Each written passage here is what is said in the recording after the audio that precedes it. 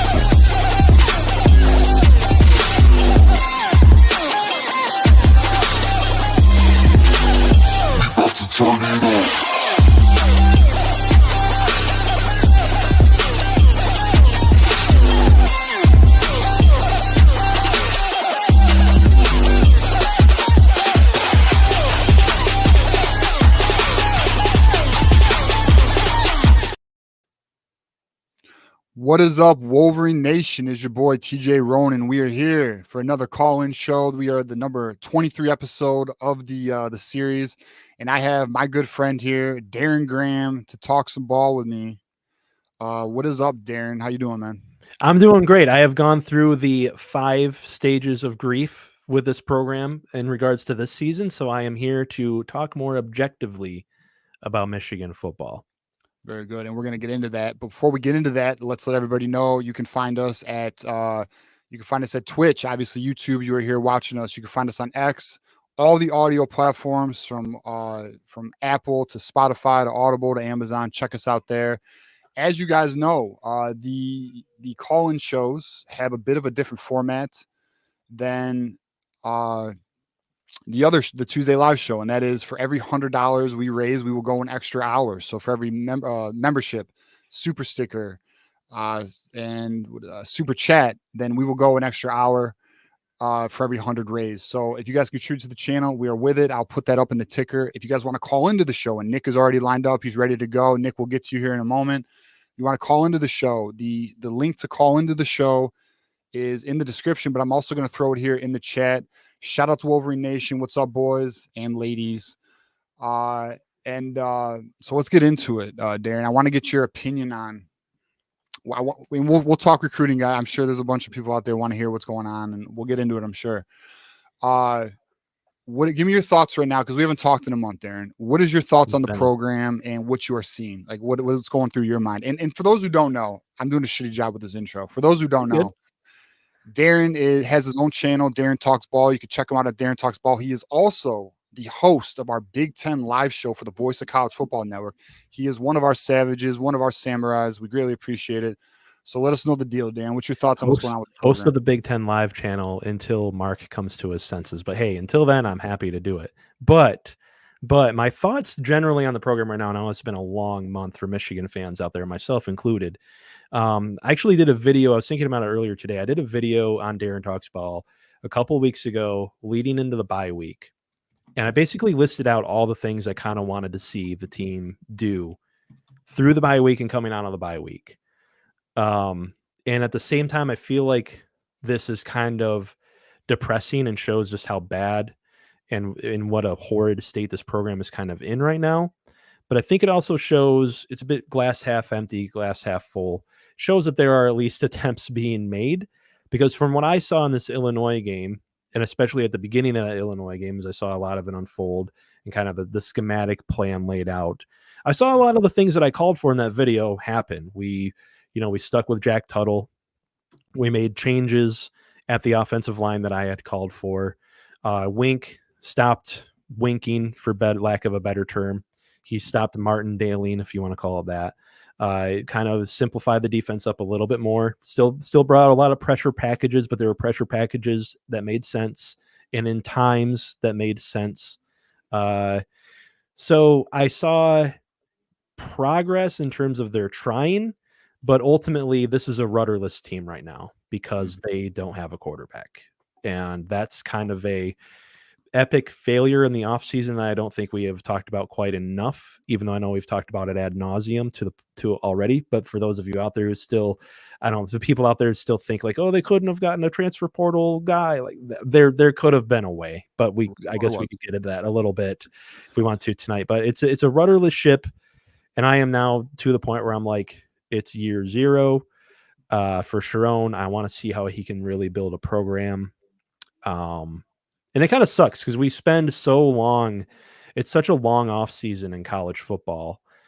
We spend 8-9 months of the year looking forward to it. And for your season to basically be over before Halloween, it sucks. But I know there's also some good news in recruiting and things we need to get into. So there's always something coming down the pike. I feel like we still can get excited for at the same time. Well, I mean, that's the beauty of Michigan. And like I've tried to tell everybody, like, yeah, this is frustrating as hell, obviously. We all would like a better product on the field. We'd like it to look far better than it is. My best explanation to what we're looking at is getting cold water thrown in your face. Like what the fuck, dude? Like it just wakes you up. Like, what are we doing? But yeah, the optimism is the brand. We are Michigan. This is Michigan. It will figure itself out. They will adjust. They will do better. I mean, we got people on here, the deal. So Bleeding Blue here with the $4.99 super chat to get us down to 95 for a second hour. Let's get it started. We are going to have me up all night. Yeah, and thank you for the super chat, Bleeding Blue. But yeah, I mean, look. So let me get your thoughts on it. So what is? I mean, you kind of touched on it. And before we get to our first caller, Nick, what is your thoughts on this quarterback situation? And let me also ask you, who do you think should start for Michigan State, as Sharon Moore has not announced a starter yet? In terms of who should start, honestly, it doesn't matter to me at this point. Throw anybody in there.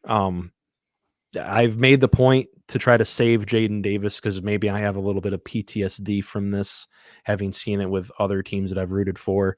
Throwing a young quarterback into the fire and behind a bad offensive line can really kind of set them back in their development quite a ways. So with that as a caveat, honestly, between any of these guys, it doesn't matter to me, frankly. Like none of them are. Alex Orji is not as good of a runner as what he was made out to be in the offseason. It turns out. Tuttle, pop gun arm, missing every throw he can, and not handling pressure entirely well. And then Davis Warren with the turnovers. With the benefit of hindsight, and I think it's interesting playing Michigan State this week, is you're playing a team that started a freshman quarterback who's only 19 years old, threw a crazy amount of interceptions, turned the ball over at an incredibly high rate to start the season. And now that he's got some games under his belt, now that he's got that experience, now that he's faced some tough defenses, you see it coming together with that experience. And with the benefit of hindsight, it's almost like, some people have critiqued me for being an Alex Orji guy, and he was the guy that I ultimately wanted. But if you go back, especially on my channel, I just wanted them to pick a guy and stick with him. Because the downside to doing what they've done is you're seeing it now. No matter who they plug in there, it's a guy with very minimal experience and a guy who has either been a career backup in terms of Jack Tuttle or a guy who's already been benched once in his career. So it's almost like if I could go back in time, I would have kept Davis Warren in there, honestly. Let him throw those interceptions and make those mistakes. I know it's an entirely different situation with Michigan because Michigan has had all the pressure in the world. There was an expectation, this was a top 10 team entering the season. Michigan State has the benefit of no one expected them to do anything this year. But just comparing those two, especially leading into this week, I think it's interesting. Yeah, no, I agree, and definitely, I think season defining game for both programs this week. Let's get to Ramez here with his $5 super chat. As Mark Rogers said, the silver lining is that it is decisive. More must go. Better than finishing 8-4 and you unsure what to do. I mean, I think maybe you're referring to maybe in the future 8-4. I don't know if this year we're going to hit 8-4, but okay, great question. What's your confidence level in Sharon Moore, Darren? I think ultimately we just have to kind of rework the way we thought about the season and how it was going to go. I think a lot of the decisions he made are rookie mistakes, but he's also a rookie head coach. And, I think, again, I said, I've gone through the 5 stages of grief with this program. I've been angry, I've been upset, I've been depressed, and now I'm ready to kind of look at it as objectively as possible. This is year 0. you don't fire a coach after 1 year. That's No. absolutely nuts, Well, especially one who's never really had a chance of being a full-time head coach.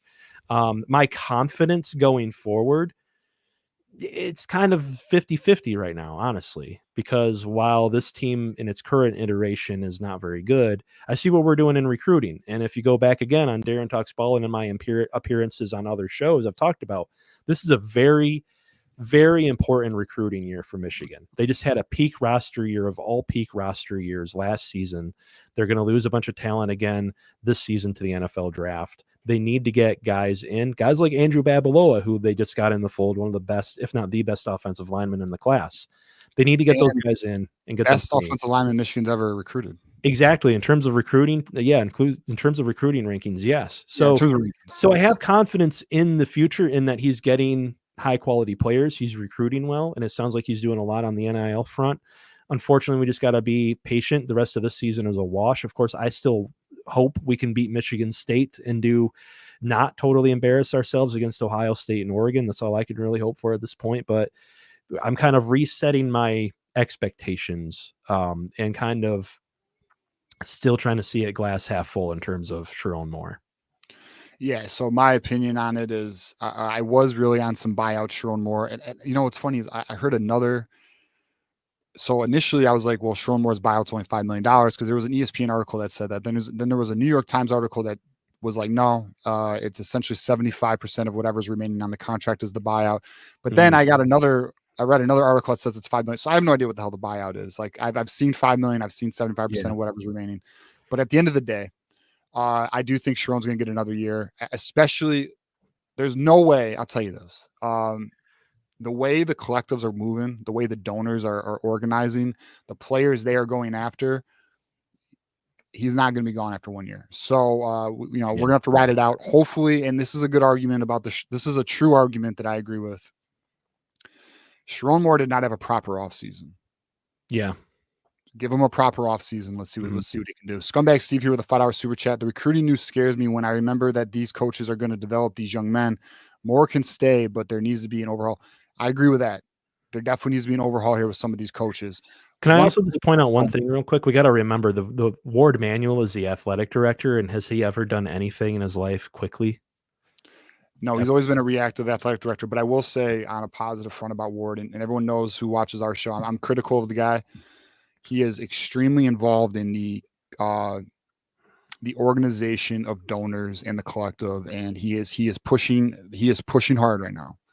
Like it's actually impressive from the stuff I've heard. So I'm very happy to hear that. And we talked about this, like, but I will say this, like when I brought up to everybody in May that Michigan's approach has changed in Michigan in terms of recruiting and donor fundraising and everyone being aligned from top to bottom and paying players and paying portal players and all of that.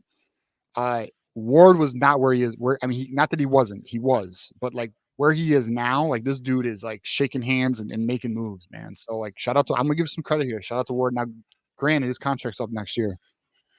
It was nice knowing you, buddy. But all right, let's get to so we're 85. All right, so yeah, so I agree though. Some scumbag Steve, definitely to get some new coaches in here.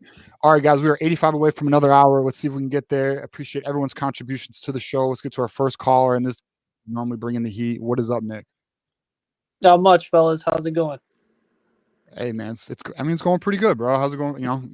Recruiting news is pretty good right now, so I'm kind of liking that. Okay, so I have a quick question. Do you guys actually think Sam's tweet was about Babalola? Wait, which tweet though? The one where he was talking about fireworks? Well, it wasn't just Babalola. Is it okay? But is he? Because didn't he say that was not a reference to Underwood? I will say I find that hard to. No. Sam's position is he has never said a name. Everyone else is alluding the name to it. Okay. They're putting the name. He says, all right, so Sam's position is this. The fireworks, plural, is not just one. There's going to be a trickle effect of them and then a grand finale. Now, this is Sam's position. I just want to clarify. Babalola was the first one the fireworks was going to start with Babalola, but go on. Okay. Have you heard anything on that? They're that wouldn't have been a reference to anything to do with Gatlin Bear. Like, is he okay? Okay, I haven't I've heard heard that name in a nothing while. Gatlin Bear. Plus, he's on a mission right now, anyways. Okay, Yeah. well, yeah, I was just curious. But I do agree with Darren. I think at the end of the day, Sharon should get another year. But part of the problem right now is it looks like things are getting worse. And I think there's several reasons for that. I think there's a disconnect between Moore and Kirk Campbell. Kirk Campbell clearly wants to try to throw the ball. And I think Sharon is an excellent offensive line coach, but I think his specialty is really run blocking. I think that's where he is great. That's where his expertise is. So are you guys opposed? My first question, two-part question. Are you guys opposed to keeping Kirk Campbell for another year if you can get a more competent quarterback, a passer? And would you be more, if you're not, like if you're hesitant to keep Kirk Campbell, do you think they should bring in somebody to kind of, I don't know, reform or specify or focus on pass blocking? Because like I said, I don't think that's Sharon Moore's. I think run blocking is his thing. Or do you just think I'm wrong? I don't think pass blocking is the issue with Sharon Moore. I think we have an issue of player personnel that's making the pass blocking an issue, like Evan Link, for example, a right tackle. I mean, listen, he had 2 Joe Moore award-winning offensive lines and then another line that probably should have won it, that won a national title. Those lines did not have issues pass blocking. It's the reality is we have. They did last year. What they Penn did State. until they moved Barnhart to the inside after the Keegan injury, and then it was actually really good. And that was just one weak link, really, in that at right tackle, if I remember right. I mean, Barnhart was a guard playing tackle. That was the issue. So I do not think that it's an issue pass protecting for Sharon Moore. Now, would you keep Kirk Campbell? The only way I'm keeping Kirk Campbell is if we are going to land the suspected players that we may be landing. Underwood? That is the only way. If we do not land these kids, though, I'm willing to move on from Kirk Campbell and get somebody who's more proven. All right, Darren? I think if there's anyone honestly on this team in terms of coordinator-wise or staff-wise that I'm willing to get rid of after this season, it's Kirk Campbell. I'll admit it. I do think that there's a bit of a square peg, round hole thing with him. His philosophy, a lot of it, especially his passing concepts, are more rooted in like old air raid stuff and more. There's a lot of overlap with all this stuff too. We always say like this concept or this guy is this kind of guy, and we pigeonhole guys, but really like he does call a lot of like the wide receiver route trees are a lot of like air raid stuff, but also a lot of pro style stuff. And I just don't know if that fits the vibe, especially like with recruiting with some of the players that are coming in, especially with all the offensive linemen we've stockpiled and things like that. Really, ultimately, I would like to see Michigan get back to being a bit ahead in the metagame in terms of how they play offense. Because I think one of the stark things that we need to realize as Michigan fans is Michigan is no longer ahead in the metagame of college football. And what I mean by that is everyone else around college football has also started to play physical styles. They've started to add more linebackers in defensively. Offenses have played more with H-backs. You see Penn State doing it. You saw Alabama do it in the last few years with Nick Saban. Even Steve Sarkisian, who was a guy who likes to throw the ball a lot, has used H-backs, has used more 2 tight end personnel kind of stuff. And college football as a whole has become more physical. So I'd like to bring in somebody who is a bit ahead of the curve in terms of scheme. I really like what Andy Kotelnicki is doing right now at Penn State. I think it's super creative, super cool. It's almost like college football's version of Ben Johnson, only they're a lot more focused on running the football.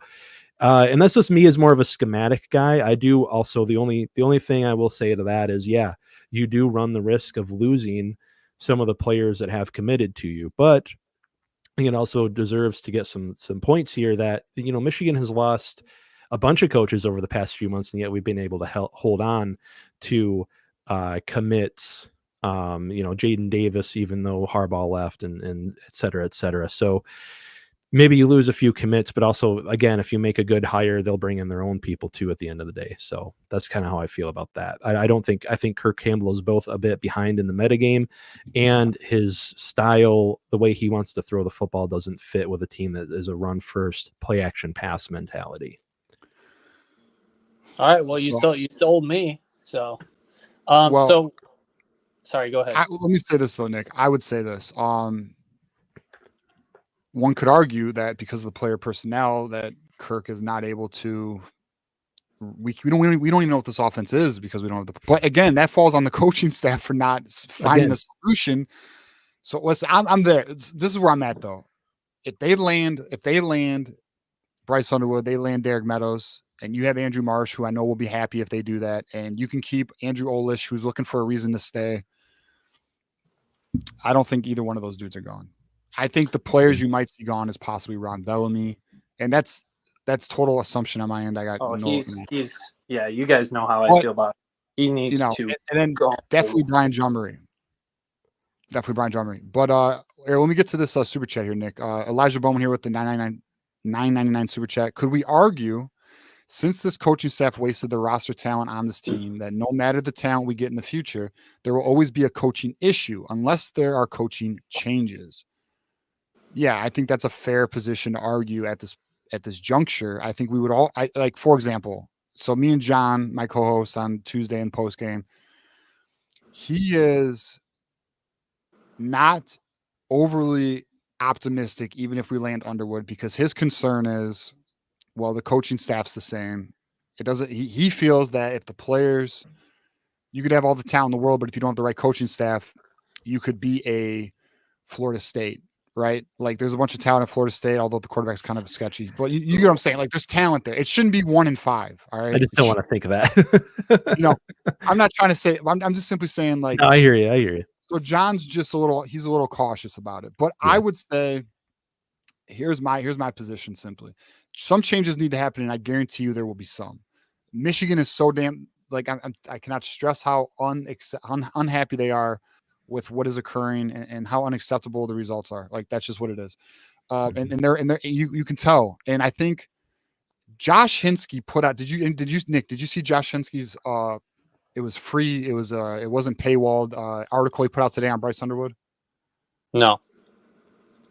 He essentially confirmed what we have told you guys for over 2 weeks now, maybe even 3. I don't know. We were on it pretty early. That it's not just a donor; it's donors. Mm-hmm. It's a very motivated effort right now from the collectives and the NIL and everything. That. There's a reason, like the reason is like people are just motivated. It's unacceptable. Like Portnoy went public because he, again, motivated. It's unacceptable. So I mean, it's just what it is. So I mean, I do anticipate changes to come at some point. I mean, in the off season though, I don't expect anything in season.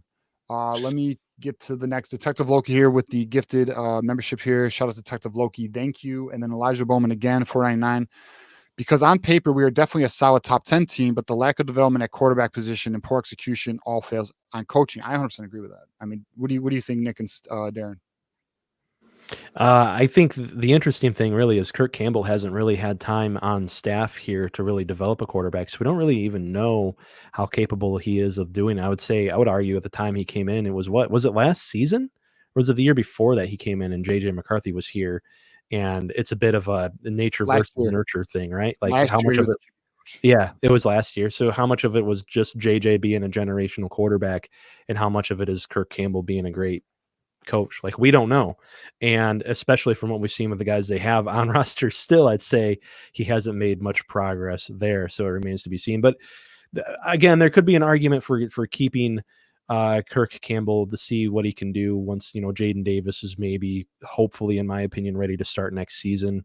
Again, I'm not saying we have to fire the guy. I'm just saying he would be the one that I would let go. I'm probably more leaning towards letting go. Again, gone through the stages of grief. I am like the guy from Office Space right now after he had just done the meditation and shit. I am just woo-saw over here. I'm letting go. I am feeling good Nick, for once. Let me get your last point, and then after your last point, we'll get your prediction for the game this weekend. So what else you got for us before we go on to our next caller? Oh, I was just going to answer that question. You can as answer much me. as Elisha. It's Elijah. It's a guy. Yeah. No, we're not a top 10 team. And as much as I love his comments and that he's part of the community, I think that's I would say crazy, but I'll be generous. That's going a little too far just because of our quarterback situation is, in my opinion, the worst in the conference. So no, we don't have a top 10 team. We're talented in a lot of other areas, but honestly, a lot of times you see like the talent in other areas, just it's not as impactful, nearly as impactful on the game as a quarterback spot. So, and then yeah, I guess I would more so side with getting rid. I agree more with Darren. He convinced me on Kirk Campbell, mainly because I find it hard to believe that a place like having an offensive coordinator who can't adjust his scheme to the talent and needs it the inverse. Sooner or later, that's going to be a problem. And you can't have that be your OC's issue. You know what I mean? He can have a million other issues, but not being able to adjust your scheme to the talent you have, you're gonna run into some serious issues at some point. So that's all I was gonna say. But All right. Well, then how about this? All right. Who do you want to be quarterback this Saturday? And give me a score prediction? I'd like them to pick someone from the stands. Fuck it. I really don't care. There you go. It's funny that Darren was talking about like people coming after him about being an Alex Orgy guy, and it just made me chuckle because I'm like, oh, those people, the Jack Tuttle dudes, like, I don't know, man. This whole quarterback situation's bullshit. I don't care as long as they don't lose. They could put my grandma out there, like, and as long as they win, you just cannot lose this game. If you like, I don't listen to Mike Valenti anymore, but I feel like even though I don't listen to him, if Michigan State wins, he's still going to have some stupid impact on the state of Michigan because he's going to be unbearable. So please, we cannot lose this game. As far as a score prediction goes, well, I'm obviously picking Michigan. I'll go, 14-10. I'll go 14-10.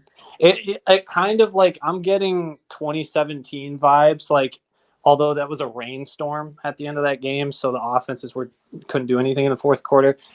I just think both of these offenses just absolutely are ass, and I think we're going to score 2 touchdowns just because Colston Loveland. I don't think there's anyone on Michigan State who can deal with Colston Loveland, and Aiden Childs is probably going to throw at least 1 pick. So I don't know, 14-10. That's what I got. What do you think? I think it's a low-ass scoring game, and I'm going to probably peel my eyeballs out of my face if it's 14-10, but I'm here for it as long as we win. Y'all are complaining about some classic Big Ten football. I'm here for some 14-10 football, baby. That's why I love this conference. Are you kidding me? Darren was born in the wrong generation. And just to reply to Tim's comment, I see Tim Pragley in the thing. The thing is, Rutgers only has 1 Athan Kaliakmanis. We have 4 Athan Kaliakmanises on this roster right now. There we go. All right, Nick. Appreciate you calling in, man. I'm sure we'll talk in the postgame. Hell yeah, man. Thanks, guys. Peace. Go Blue. All right, Elijah Bowman here with the $9.99 super chat, getting us down to 55 away from another hour. Like, what if you get Underwood? He will still have to deal with the coaching staff that thought Warren was the guy, a coaching staff that forces Edwards to be the RB1 and said Link was the best right tackle. I mean, this is John's concerns as well. I'm not, listen, my only response to this, Darren, I'll let you hit after me, but pause. But we got to let Sharon get 1 off season, see what he can do with it. Mm-hmm. I think Sharon was very trusting, although, I mean, the Evan Link thing's almost there are some things that are just unexplainable, like indefensible with this. Yeah, I agree. And then the forcing of Donovan Edwards is really odd. So I agree. I mean, listen, I don't disagree, but yeah, at the end of the day, this is something I tell John too. I'm like, look, just get these players, and then Sharon can go after a year, and we can get a new coach who can handle these players. So just get the players, and we'll figure it out. But thank you, Elijah, for the $9.99 super chat. We'll get our boy Keegan up here. Oh, actually, no, hold on, one more. Oh, shit, we got 2 more. Detective Loki with another gifted membership. Shout out Detective Loki. And then Elijah Bowman again. Michigan can win if Moore runs the offense. 25 plus carries for Mullings and play action passes. Yeah, well, Sharon had the play sheet last game, a little bit of that game, so we'll see if it carries into this game. We'll see what happens. Darren, did you didn't give your prediction yet for the game yet, did you? If anyone watches Darren Talks Ball out there, they will already know my prediction is: can Michigan State score 14 points? Because then they will win. That's Whoever can basically get all I 14 got on this wins. one. I hope Michigan wins. I don't really have much more than that. This is just a quarterback-less team right now. And even to respond to Elijah's chat right there, I just the quarterback play has been so bad no matter who's been in there. That 25 plus carries a game for Mullings sounds great. I would love to do it too, but you're still looking at a one-dimensional offense because the thing that really made Michigan's offense great last season was you could give Blake Corum 25 or 30 carries a game. They still had to try to keep two safeties back at times. They still had to play knowing that J.J. McCarthy, a future top 10 NFL draft pick, was there. They still had to cover Roman Wilson. They still had to worry about, Cornelius Johnson was a wide receiver that didn't get enough credit, in my opinion, that he deserved. These wide receivers right now are not doing typically great, and the personnel decisions of putting certain wide receivers out there at certain times remains perplexing. So there's no threat of a passing game right now. And again, to go back on the metagame stuff, teams are getting more physical. So defenses are used to getting, used to playing run first teams now and know how to handle that well. You look at the matchup this weekend, by the way. Joe Rossi, the defensive coordinator for Michigan State, he used to coach at Minnesota. Minnesota's thing for years, and Joe Rossi's thing is he likes to leave three linebackers in there as much as possible. He will stick to like 4-3 base, which is a very wild thing for these, modern day college football. So yeah, handing, Khalil Mullings the ball 25 times and just running some play action passes, this may sound nice on paper. It may kind of bring you back to, to what we were able to do last season, but without a quarterback, that's not going to be nearly as effective and without good wide receivers. By the way, outside of the 75-yard touchdown run that Caleb Johnson was able to rip off on that Michigan State defense, Michigan State held Caleb Johnson, a guy whose yards per carry average on the season is comparable to Ashton Jeanty, to 1.77 yards per carry. Like, they can stop the run if they play their best game. And Joe Rossi is a good defensive coordinator. There you go. You heard it from Darren. All right, Darren, we got another question for you. Nick, $2 super chat. Darren, if more fails, thoughts on Brian Kelly? I'd take Brian Kelly back at GVSU. He can coach at GVSU again, right down the road from my house over here. No, I don't want Brian Kelly. Yeah, I'm on the Kirk Signetti train right now. Hopefully he doesn't leave Indiana. He's going to stay at Indiana for a couple of years, and he's going to get a fat contract from if Kalen DeBoer fails at Alabama. Florida State and Florida are going to be looking for coaches. He's going to go somewhere. Yeah. Yeah. All right, let's get to our next caller here. We got Keegan on the line. What's up, Keegan? What's up, boys? Hey, you tell me, man. Oh, man, we're in it now. Michigan State is now looking like they could beat us. It's hate week. Yeah, well, hopefully not, man. Yep. Hopefully, because I'll tell you right now, that post game show is gonna be a bitch. If we, because this is, I think what is not being spoken about enough is that this is really a turning point for really Michigan. Right. Because if we don't win this game, a lot of people are gonna be jumping off the wagon here. Right. You can't lose. We really can't lose it, but we're not saying it out loud. Right. Yeah, it's for sure a must win. There's so many moving pieces. It's hard to even take a stance. So on the one hand, you have, if we succeed, if we put in Tuttle or Warren, and then we truly have an orgy package, maybe the offense is less predictable. You could even vary who you couldn't, you could not switch them out every series and just be unpredictable. I think so. Like so we don't have a quarterback. So how do we use that to an advantage? Well, you could actually play them all. You could actually play all three quarterbacks, and I know that doesn't go to proper coaching theory, but you could use that to your advantage because it would keep the defense guessing and it would be harder to prepare for. So, I mean, honestly, that's what I would do. I would play all three quarterbacks. I mean, the issue is there'd be no chemistry on offense, and like not only that, like there is a thing of like momentum and feel for the game. Like you put in a quarterback who's cold, you know. I don't know. So I haven't even given my take. In my opinion, I think Davis Warren should start. That's who I think they should go back to. I'm ready to go a second round around the carousel here and give Davis Warren the shot. Now I will say though, if we're getting our ass kicked, which better not happen, I kind of would not mind seeing Jaden Davis get his first game action at home to see what he can do a little bit towards like the third quarter, fourth quarter. If it's bad, let's hope it's not bad, but that's where I'm at. I'm Davis Warren and then Jaden Davis if it comes down to it. Well, on your point about it being a pivotal game for Michigan football, that's absolutely true, and it's absolutely true for Moore and the coaching staff. Like if they're able to pull off some of the recruiting feats that we think may be possible, then you're looking at a different situation. And if you lose to Michigan State, it's if you lose to Michigan State, you might lose every game. On the other hand, there's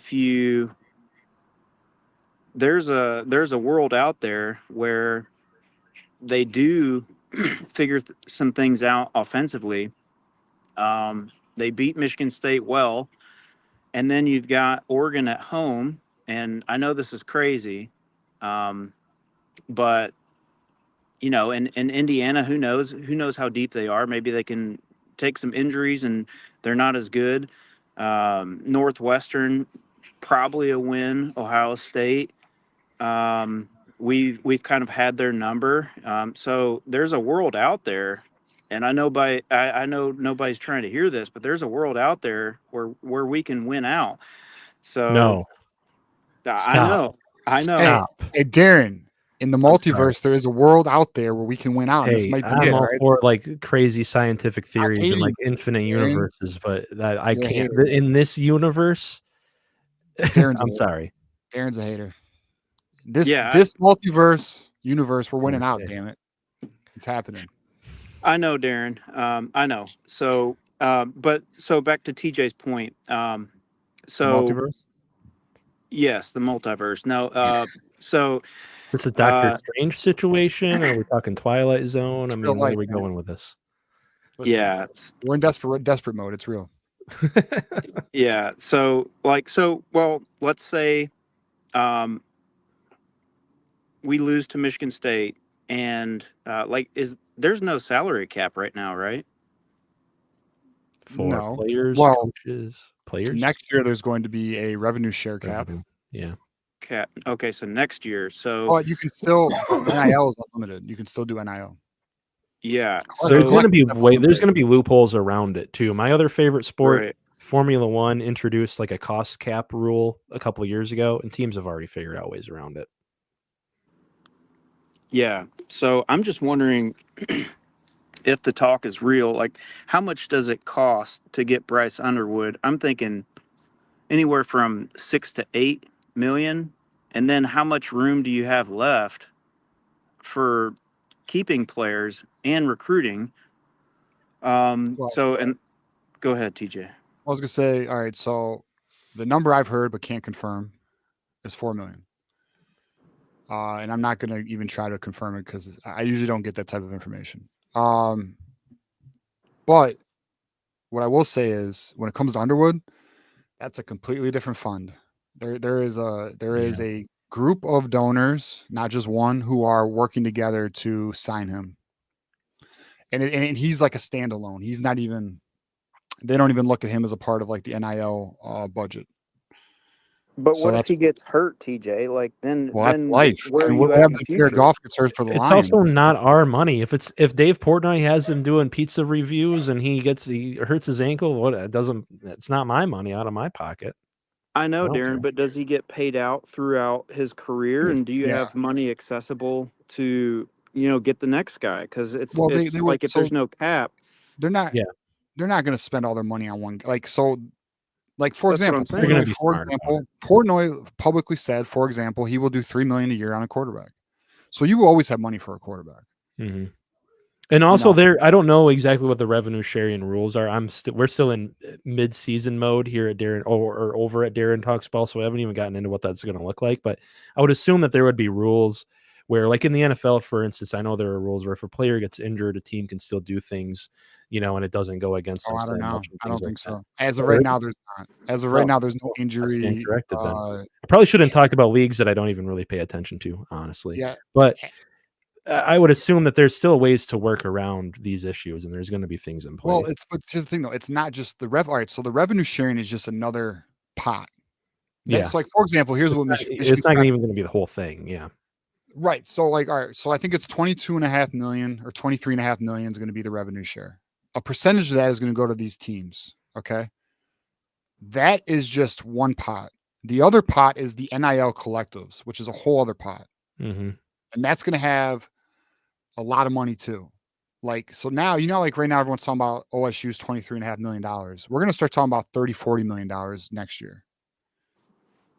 So, like, the price of players are about to go up because the market's about to get real flush with cash because every single school is going to have a revenue share Mm-hmm. on top of donors. So it's revenue share, which is going to come from the school, and then you have donors. So it's going to get real pricey. Like everyone thinks these $4 million numbers are crazy. Get ready. Here's a question for you, Darren. If we're able to pull off some recruiting wins that I guess we're not supposed to specify in the near future, and you lose to Michigan State, do you want to keep Sharon Moore and whoever he chooses to be on staff? Oh, absolutely. I'm already on board with keeping Sharon another year. I think I've honestly, to be completely honest with you guys, I think it's a little wild to be talking about, getting rid of Sharon after only year one. I know it's all in the context of there was a lot of expectations for this team this season, but again, I think we need to look back and realize, how much our senses were kind of warped heading into the season. And the reality was that this was a team replacing nearly all of its coaching staff, replacing a ton of productive players, nearly everyone on the offense. We need to kind of reframe it because that's the reality of what we're seeing now, right? This team doesn't have a quarterback. So I'm absolutely on board with keeping. I would argue warped isn't the correct term. I think I would say that our expectations were not warped. I think they were actually right, but the problem was the coaching staff didn't do what was required for it to be met. In order to get close to it, yeah, I think this team could be. This team should have beat Washington. Don't get me wrong. Listen, This Washington beat Illinois. Washington lost way more than we did, and they beat us. Oh yeah, yeah. Okay, yeah, we should have beaten Illinois. Mm-hmm. Right, so we'd be what, 6-1 right now? Yeah, 6-1, Mm-hmm. right? Like, it's not that the expectations were warped; it's that the coaching staff didn't meet it. And then on top of that, we're talking about things that are unexcusable. But like, we already hit on those. So I guess I was speaking more to the people that thought that like we had a chance at repeating and things like that. Because all right. So I'll even admit my prediction for this team was that they were going to go 10-2, and I put a caveat on it. I thought they might go 9-3. But yeah. So so how is that warped though? Because if we had a quarterback. Again, I was talking more to the people, like there was a good number of the fan base that thought that this team had a legitimate shot at like going like 11-1 and repeating. Sorry, I didn't really address who I was really addressing there, I guess. Yeah. My goal was just make the playoffs and compete for a Big Ten title. But fair enough. Okay. What else you got for us, Keegan? One more point, and then we're gonna get your prediction for quarterback and score after that. Yeah. So back to Darren. So if we do lose to Michigan State, are you like, we have to honestly realize where our fan base is going to be at, and everybody's going to lose it. Like, I mean, I might, you might, we might be in a different position next week. Are you still on the keep Sharon train? So the effects could, just affect so many different things. Let's say we start losing recruits, we might be in a different position if we lose to Michigan State and we don't get the recruits that we're expected or that we could get, and we start losing recruits, and then we don't have that longevity play that they're seemingly making. Let's keep Donovan Edwards in the game because he's a high-ranking player, and we want to show that we're committed to these high-ranking players. Let's show that we're a passing team when we're not. Like it seems like this was not what we were sold, and it's actually a rebuild, and they're trying to do it play by play and show recruiting. Like it's apparent to me that Sharon Moore is playing the long game, and we weren't sold a rebuild. The public wasn't. I don't think the intention was to play the long game. I think it's turned into that now. I think it's turned into that now. Absolutely. Yeah, I don't think the intention was long game. I think the intention was compete. But It's I the think long reality. game if he was lying about what was upcoming in the season. Well, I just think that the expectation is not.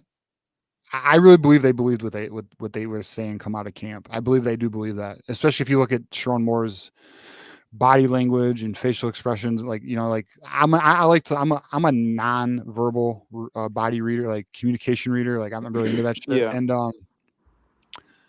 if you watch his demeanor now, it ain't the same. Yeah, it looked like he didn't know. His energy's down. His shoulders are a little slumped. Like he's a man under a lot of pressure. I think that the harsh reality is of where this coaching staff messed up the most is that their off-season assessments of these players were way off. And that shows in the quarterback decisions they've made, the personnel decisions along the offensive line, certain personnel decisions that are even made on the defense at times. The defense is more banged up than we admit to. There's some injuries there that we're dealing with that kind of get, glossed over with everything else going on. But to answer your question too, I think it's a bit of a misnomer in my opinion, and I'd like to get TJ's opinion on this because I know he's a lot more in recruiting. It's pretty rare to lose a ton of recruits just because you have a bad one or two bad seasons. There are teams that have historically recruited pretty well on paper, even through some down years. So I'm not entirely worried about losing. I mean, this team's already 4-3. They're already not going to the playoff, and you don't see players,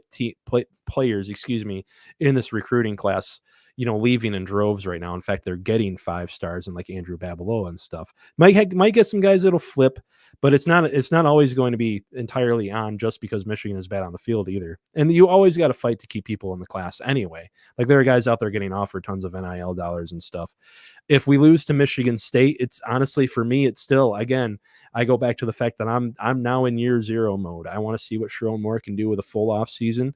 I want to see how he overhauls the staff. I want to see how he and the personnel department they now have in place overhaul the roster and then go from there. Because again, we don't know what we get in a second year of Sharon Moore, but I know for damn sure what we will have if we fire Sharon at the end of this season and we have another first-year head coach in here, which is that we get a season with a first-year head coach. And usually outside of the Signettis and great head coaches in college football history, usually those look pretty bad too. So yeah, I mean, all right, to your point regarding recruiting, listen, there's a real interesting dichotomy here. If you're really bad, you can sell, you're the solution. Exactly. And as long as you're coming with the money financially, you're good. And that's why a lot of bad teams can land some of these top recruits. So there is that. And then typically you can say, well, you're going to be a part of the transition or the turnaround.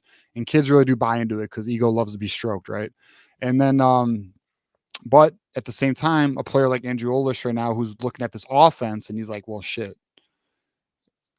So there are certain players that can affect, but typically you can still land quality talent and not lose everybody. And then regarding a new coach, it just depends on the coach. I mean, yeah. But I mean, at the end of the day, it is what it is. He's not going anywhere. All right, Keegan, let me get your who do you want to be quarterback this Saturday and give me your score prediction. I would go with Davis Warren and definitely play an orgy package, unlike what we've seen the past 2 years when another quarterback starts, and just mix it up. And I'm going to go with it doesn't make any sense, but if they do what they should do, which we've come to expect that they won't. Uh-oh. We lost you, Keegan. All right, he was going to say Michigan's going to win 100-3. We appreciate your call, there we Keegan. go. I was also going to say, how maddening is it going to be when Jaden Denegal transfers and turns out to be a good quarterback? That's going to be maddening. That's going to be so frustrating.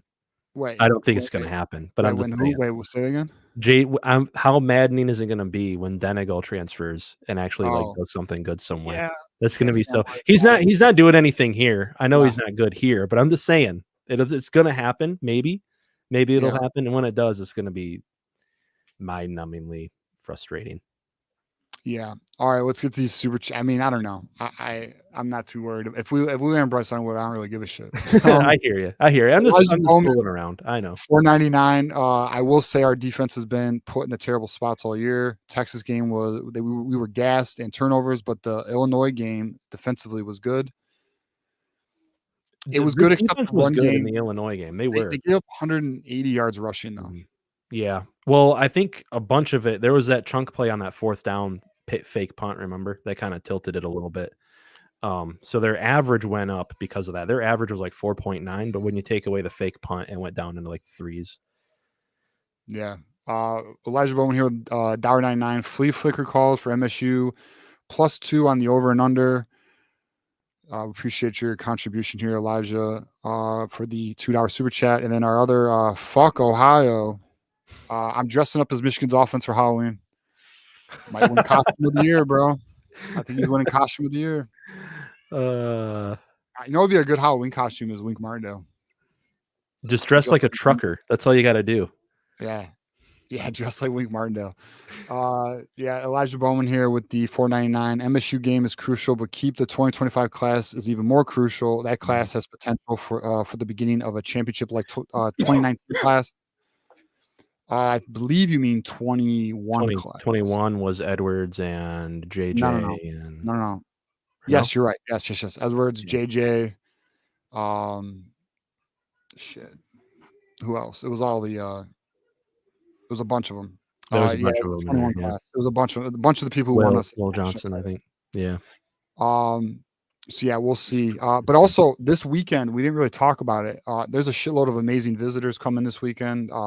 Be on the lookout for that. We'll get to our next caller here. It's none other than, and by the way, guys, we are 30 away from the second hour. We are 8 minutes away from that hour. I don't even know how we just received another phone call because I don't even have the number up there. So yeah, we're 30 away. We're going to take these last few calls here. And then if we don't reach our goal, we are going to get out of here. So, all right, Jackson Johnson, what's up, buddy? How's it going, gentlemen? You tell me, man. It's going pretty good. Just getting ready for another wonderful Saturday. And I will say, I'm glad I'm not Syracuse on Thursday night. They are getting throttled. Ooh, really? We don't even know where we're doing this. 24 to, let me see, 24-0. They're getting shut out by Pitt. That's why I tell people when you go to Pitt, that's where dreams go to die in college football. You know, that's what I say about Michigan State, man. Oh, man. Well, TJ, I know I told you and John on Saturday, but Darren, I don't know if you know this about 1948, but the last time that a first-year head coach at Michigan led Michigan to victory against Michigan State was in 1948. 1948. Yep, You're throwing it back to the early Cold War years on that one then. Dang. Yeah, and matter of fact, the Indians won the World Series that year. Last time Cleveland won a World Series of any kind. For those who don't know, Jackson is a college football encyclopedia, and his memory is stupid. He's one of those that know like dates that you should not know, but he knows. Like he'll be like, yeah, October 15th, 19 or 97. Yeah, you're talking about the 1930 Notre Dame versus Army game. How could I forget? It was 3-2, and New Rockney called this. Yeah. Oh man. Yeah. I love it. So all right. And Harry S. Truman pulled off a political upset getting the second term. I didn't know this till like 18. Oh yeah. And there's like a movie called Johnny. We won't Belinda mention what Truman had to say picture. about Oppenheimer. And the Cleveland Browns won the AAFC title. All right. in All right, football. Jackson. And the Eagles beat the Cardinals in the NFL All title right, game. I'm just gonna Google what else happened in We appreciate 1948. the history so I lesson can on intellectually 1948. So compete. listen, But I wanted to ask Darren about his take on Michigan State. You know, like Michigan State, you know, it was like that was just unexpected the way they beat Iowa. Like, Yeah, I I think was like, that was a result yeah. I didn't see coming. that was a result I didn't see coming either. I predicted Iowa would win that game. I predicted that Aiden Childs, especially against that Iowa defense that likes to stick in a lot of zone, mix up different zones, and have players that are they're like you with encyclopedic is that the word, knowledge on college football. They're like that with playing zone coverages. So I thought it was going to be a turnover disaster for Aiden Childs, and it wasn't. And one thing to remind Michigan fans, like Michigan State can move the ball a bit. They got Nick Marsh. They got a pretty good tight end. I'm blanking on his name now. He transferred over from Oregon State. I'm a guy who covers the Big Ten Aiden large, Childs. Darren Talks Ball and on Big Ten Live. So I have a little familiarity with these teams. I've been covering them all season. Watch that first half of that Ohio State game. Even their trouble against Ohio State was simply that they just couldn't score. They were getting the ball into the red zone. They were moving it effectively. Aiden Childs was making some good completions. The problem is every once in a while he goes harebrained and just makes a crazy throw that he shouldn't, an ill-advised throw that ends up being an interception. But in that Iowa game, he didn't. And I think the scary thing for Michigan fans is they beat the better version of Michigan last week or 2 weeks ago. I can't quite remember. Time is a flat circle, but that's a scary proposition because all Iowa is just frankly a better version of Michigan right now. They play great defense, they run the football, and they have a body at quarterback. So yeah. Well, and TJ, if Michigan does beat Michigan State on Saturday, does it kind of quiet the noise among the fan base on Sharon Moore for a little bit, or is it still going to be noisy? it's going to be a lot better than it would be if he doesn't. You know, because if he loses this game, then it's a lot of fans, especially the fans who are just hanging on the back end because of, you know, when a team wins, everyone hops on the bandwagon. You know, the loyal ones are going to keep riding, but a lot of fans are going to jump off real quick if we lose. And then what we really don't want to deal with is these damn Spartans running their damn mouth all year. Because we got to, as you know, Jackson. For those who don't know, Jackson's an Alabama fan, so his dad is an Auburn fan. So they got that Alabama Auburn issue. You know, we got to like work with these people and like see them at grocery stores and shit. So like it becomes a pain in the ass. So we don't want to deal with that. So I mean, at the end of the day, the victory would be far better. If he loses it, I'll say this though: if he loses it, it's gonna like really, I would say, double down the pressure that the program's already facing. I think the fan base is gonna be pretty pissed, especially if it's an ugly loss too. Yeah. Oh yeah. The thing with this rivalry too, being in state, there's a lot of recruits in the state. Michigan isn't known for being like a recruiting haven or anything. But there's a lot of recruits in the state that look at these two different programs when they, rising 3 and 4 stars.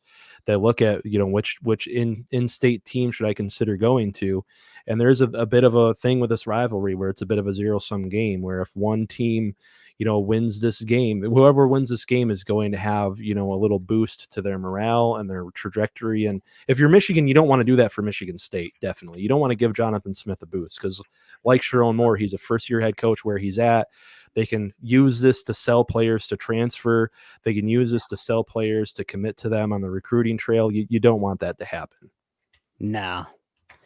But yeah, it's I remember one that long ago where it was like, it was a Michigan State winning streak, and now it's like Michigan's winning over Michigan State. And I think if Michigan can win against Michigan State, make some history for Sharon Moore, that would be huge. That would be like huge for Sharon Moore. Like if there's any naysayers, he can just go, yeah, well, I did something that Jim Harbaugh and Lloyd Carr couldn't do in their first year. I even did something that Bo Schembechler couldn't do in his first year.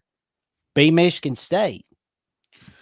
Yeah, it's something. But all right, Jackson, give us your score prediction for the Michigan State game. Who's winning? What's the score?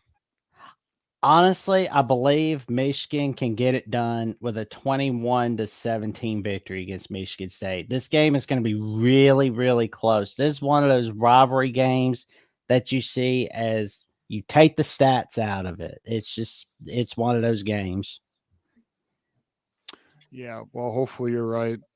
And hopefully we get the dub. So thanks, Jackson, for calling in, man. Greatly appreciate it. And for those who don't know, Jackson is a part of our Alabama at the Voice of College Football channel and does a lot of work behind the scenes. So thank you, Jackson. We appreciate you, man. Oh, you're welcome. Tell the friends, the family, cashiers at Publix about the magic TJ is doing on Michigan at the Voice of College Football. And don't forget to tell the cashiers at Publix about the magic that Darren is doing on Darren Talks Ball and on Big Ten at the Voice of College Football. We'll tell the cashiers at Meyer up here. Exactly. Let's tell those cashiers at Meyer about the magic you're doing. And I'll tell you one thing, Darren. Correct decisions have been made, especially with you doing Big Ten Live. I really Hey, you're welcome. I mean, I like the vibe you give out, man. It's cool. There we go. You got the Jackson Johnson endorsement, so we know you're good, bro. All right, Jackson. We'll see you, buddy. Let's see you, Jim. I feel like I'm going to lose my Michigan credentials. I didn't add the S at the end of Myers. There we go. You got to do better, bro. Yeah. All right, guys. We have Jonathan Moody. I gotta let you know, man. If we don't get an extension here with the hour, I don't know if we're gonna be able to get to you. I just want to let you know, buddy. You're hanging on there in the back. We have 4 callers we will get to. If we do not get the $30 extension, then I don't know if we're gonna get to you, buddy. But all right, guys. Let's get to our next. Drop those super chats, y'all. I'm feeling energetic tonight. I can away stay from up an another extra hour. I'll deal with my toddler on little sleep tomorrow morning. I can handle it. There you go. All right, we got Keith Rebar here, the founding father of the Jack Tuttle fan club. How you doing, buddy? Doing good, but not as good as I was doing before Saturday. Yeah, I hear. They kind of let us down, didn't for a they? little while, Keith. You were king. Hey, I couldn't call in on Saturday, guys. I would have ripped everybody a new a-hole up and down. Yeah. That's crazy. You're typically the optimist. Yeah, I know. And I needed therapy more than anybody because I don't know if anybody, I might have been tied for first, but I don't think anybody supported more in the staff and Tuttle and all the quarterbacks more than I did. And I need the most therapy of anybody. It may be tied for most anyway. Well, you held it down, Keith. You made a lot of people become Jack Tuttle members. I'll tell you that. I was one of them. And unfortunately, the boys didn't come through, though. You did your part, Keith. Yeah. I don't like the idea of throwing $3 to $4 million, and it is $4 million because James Yoder admitted he was working with Dave. Help me, Portnoy, yes, and that James Young is putting up the $4 million, but yeah. I would rather see that $4 million going to a proven quarterback. And I don't think I've heard his name on this channel or any of the other Michigan channels yet, but Diego Pavia. Yeah, from Georgia Tech. Mm-hmm. Vanderbilt. Vanderbilt, that's right. Vanderbilt. Running all over the field, making plays, not missing open receivers, making the right call. That last interception, I haven't heard this on any of the channels, but this is my football knowledge. The safety that was pressing Loveland went into blitz, and the backside safety was to pick up Colston. And Colston made the right read in that coverage. He sprints for the fade, and he waits for the fade, and Tuttle should have read that. He's a 7th-year quarterback. It's football 101 for hot reads, and he throws a friggin' hook where Colston Ludwig would have to turn into the covering receiver, and his life was in danger when they do that. The receivers hate that when they have to go run into a defender to catch a ball. So I just see so many mistakes in our quarterback, and but I don't like throwing money at an unproven quarterback. I would much rather go for somebody like Diego Pavia. Darren? That's the reality that we live in these days, though. Like, you're going to have to pay to get high-level recruits. And I mean, we talked about the market like suddenly flooding with being flush with cash and how it's going to continue to grow and things. The market is going to eventually kind of turn into what the market really kind of always was and always should have been, because ultimately these players are doing a service for these universities that they always should have, in my opinion, been getting paid for.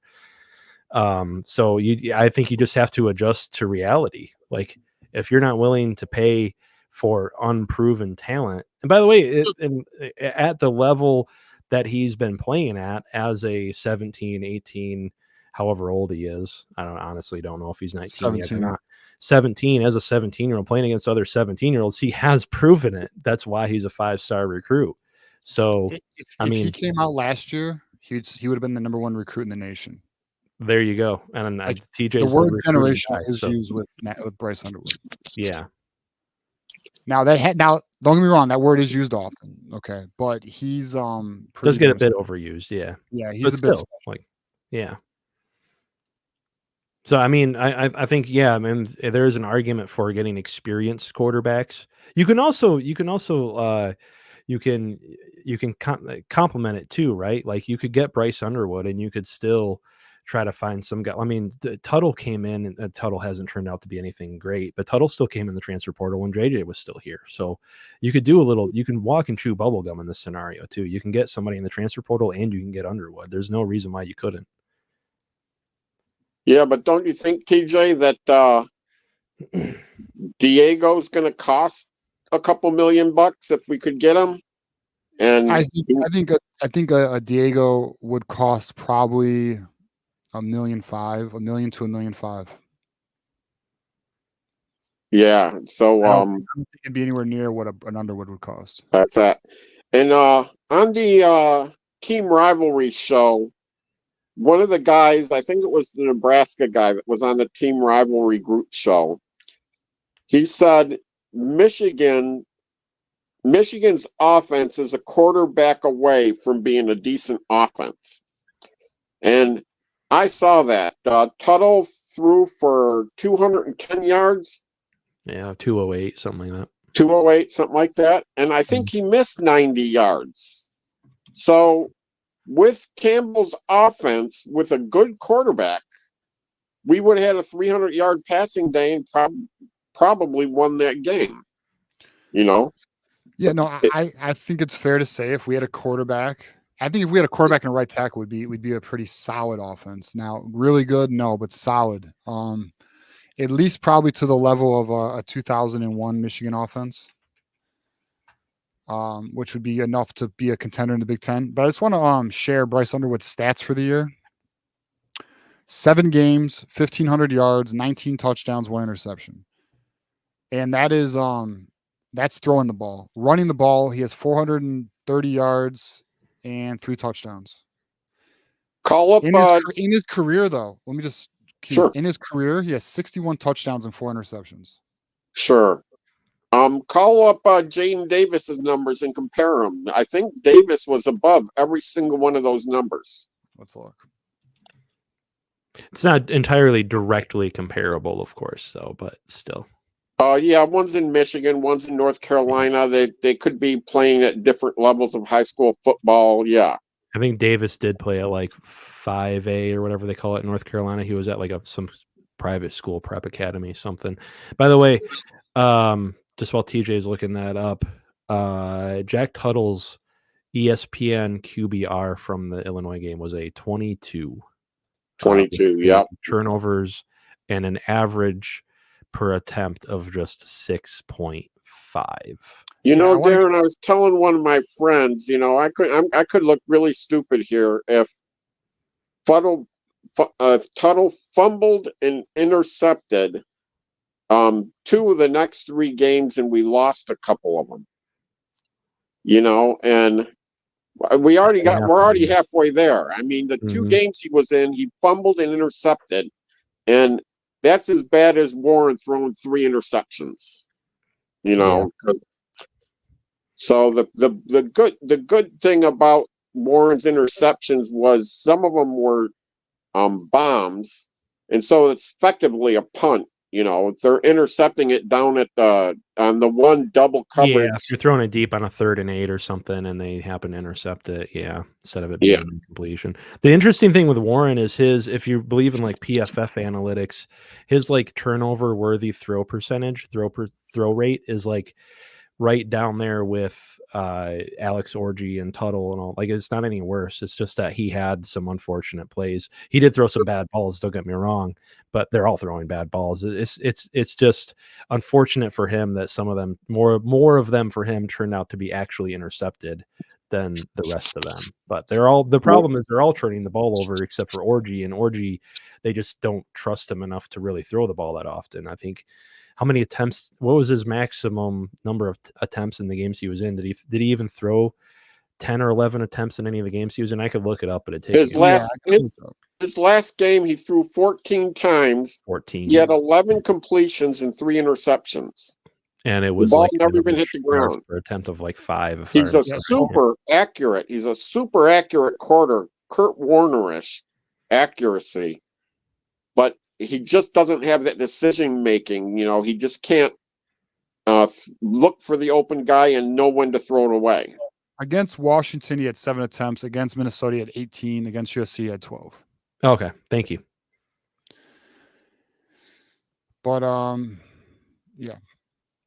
So I don't know. But all right, Keith. How about this? Let me get your. Who do you want to be? All right. Well, how about this, Keith? Here's a good question. We got the Michigan State game, Keith. Who would you like to see at quarterback this Saturday?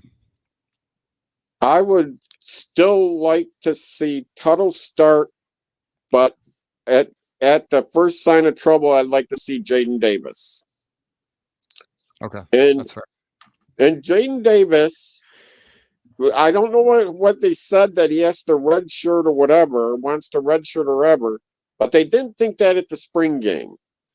Jaden Davis got as many snaps as anybody. They had 2 quarterbacks on one side, 2 quarterbacks on the other, and snaps were very equal. And Jaden Davis just wasn't effective in that game either. Warren was the most effective. He threw 2 touchdowns, and I think Tuttle had 1 touchdown. Orgy had a running touchdown, something like that. It's just none of the quarterbacks, even Davis was. But I would like to see if Davis was open with a receiver 10, 15, 20 years down the road, if he can throw it to him. Because we've seen Orgy and Tuttle both miss simple throws like that. Yeah. And you can't have that and be a Big Ten quarterback.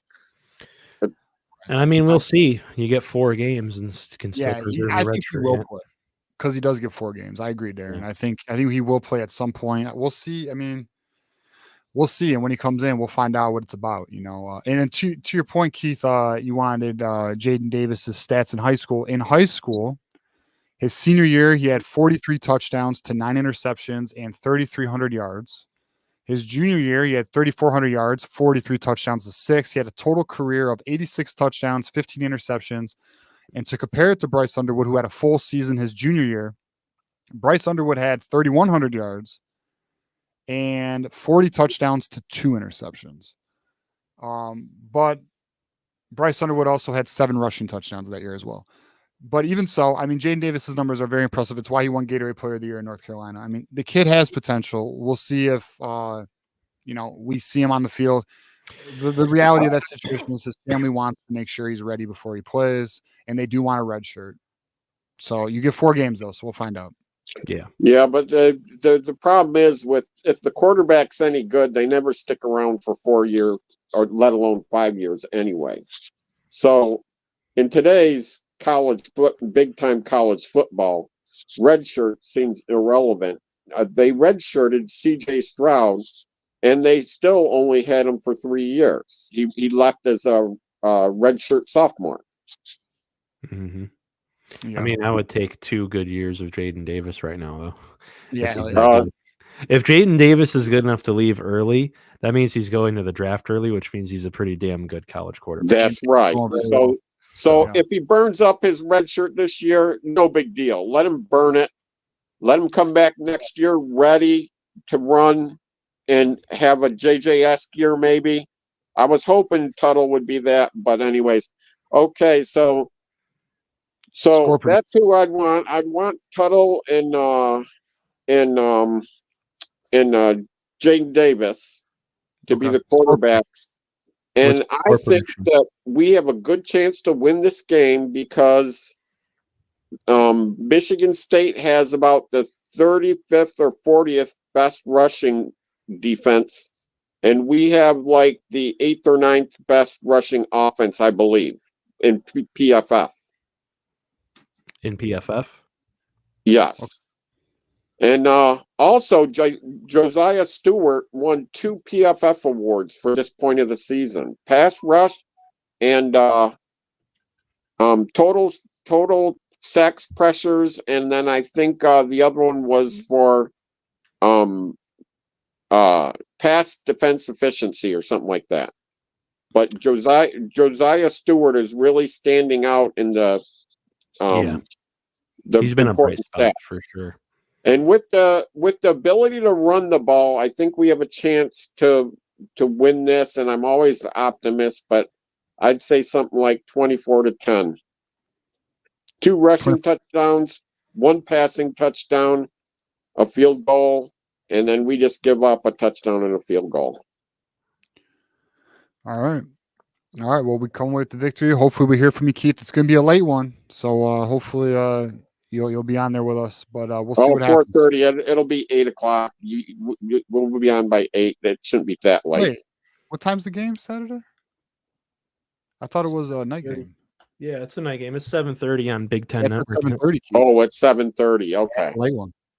Mm-hmm. All right. We'll see. If we don't hear from you, we'll hear from you next show. Okay, good deal. All right, Keith. Go Blue, my friend. Go Blue.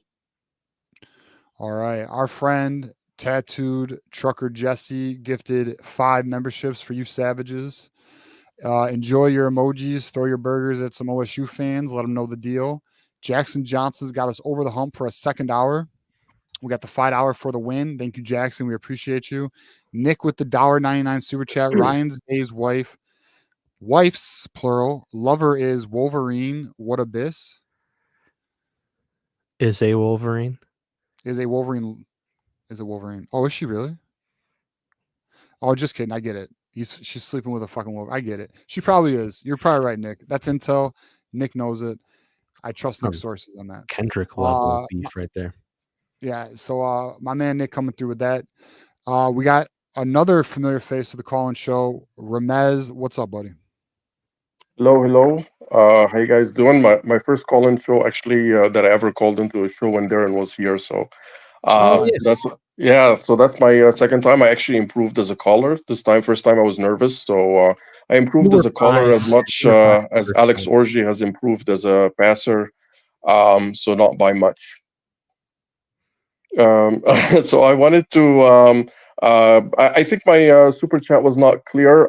What I really wanted to say that Mark Rogers with Steve Dace show, they both of them said that this is Sharon Moore's last year, and not just shooting off the hip. They laid down the reasons of why Sharon Moore, this is his last year, and it's all methodical. Like when a head coach comes within the team versus going into a new team, it's a different bar that you are measuring on in terms of giving the first year as a pass. They also said that when his side of the ball that he comes from should not be the issue, that you should give him a pass on.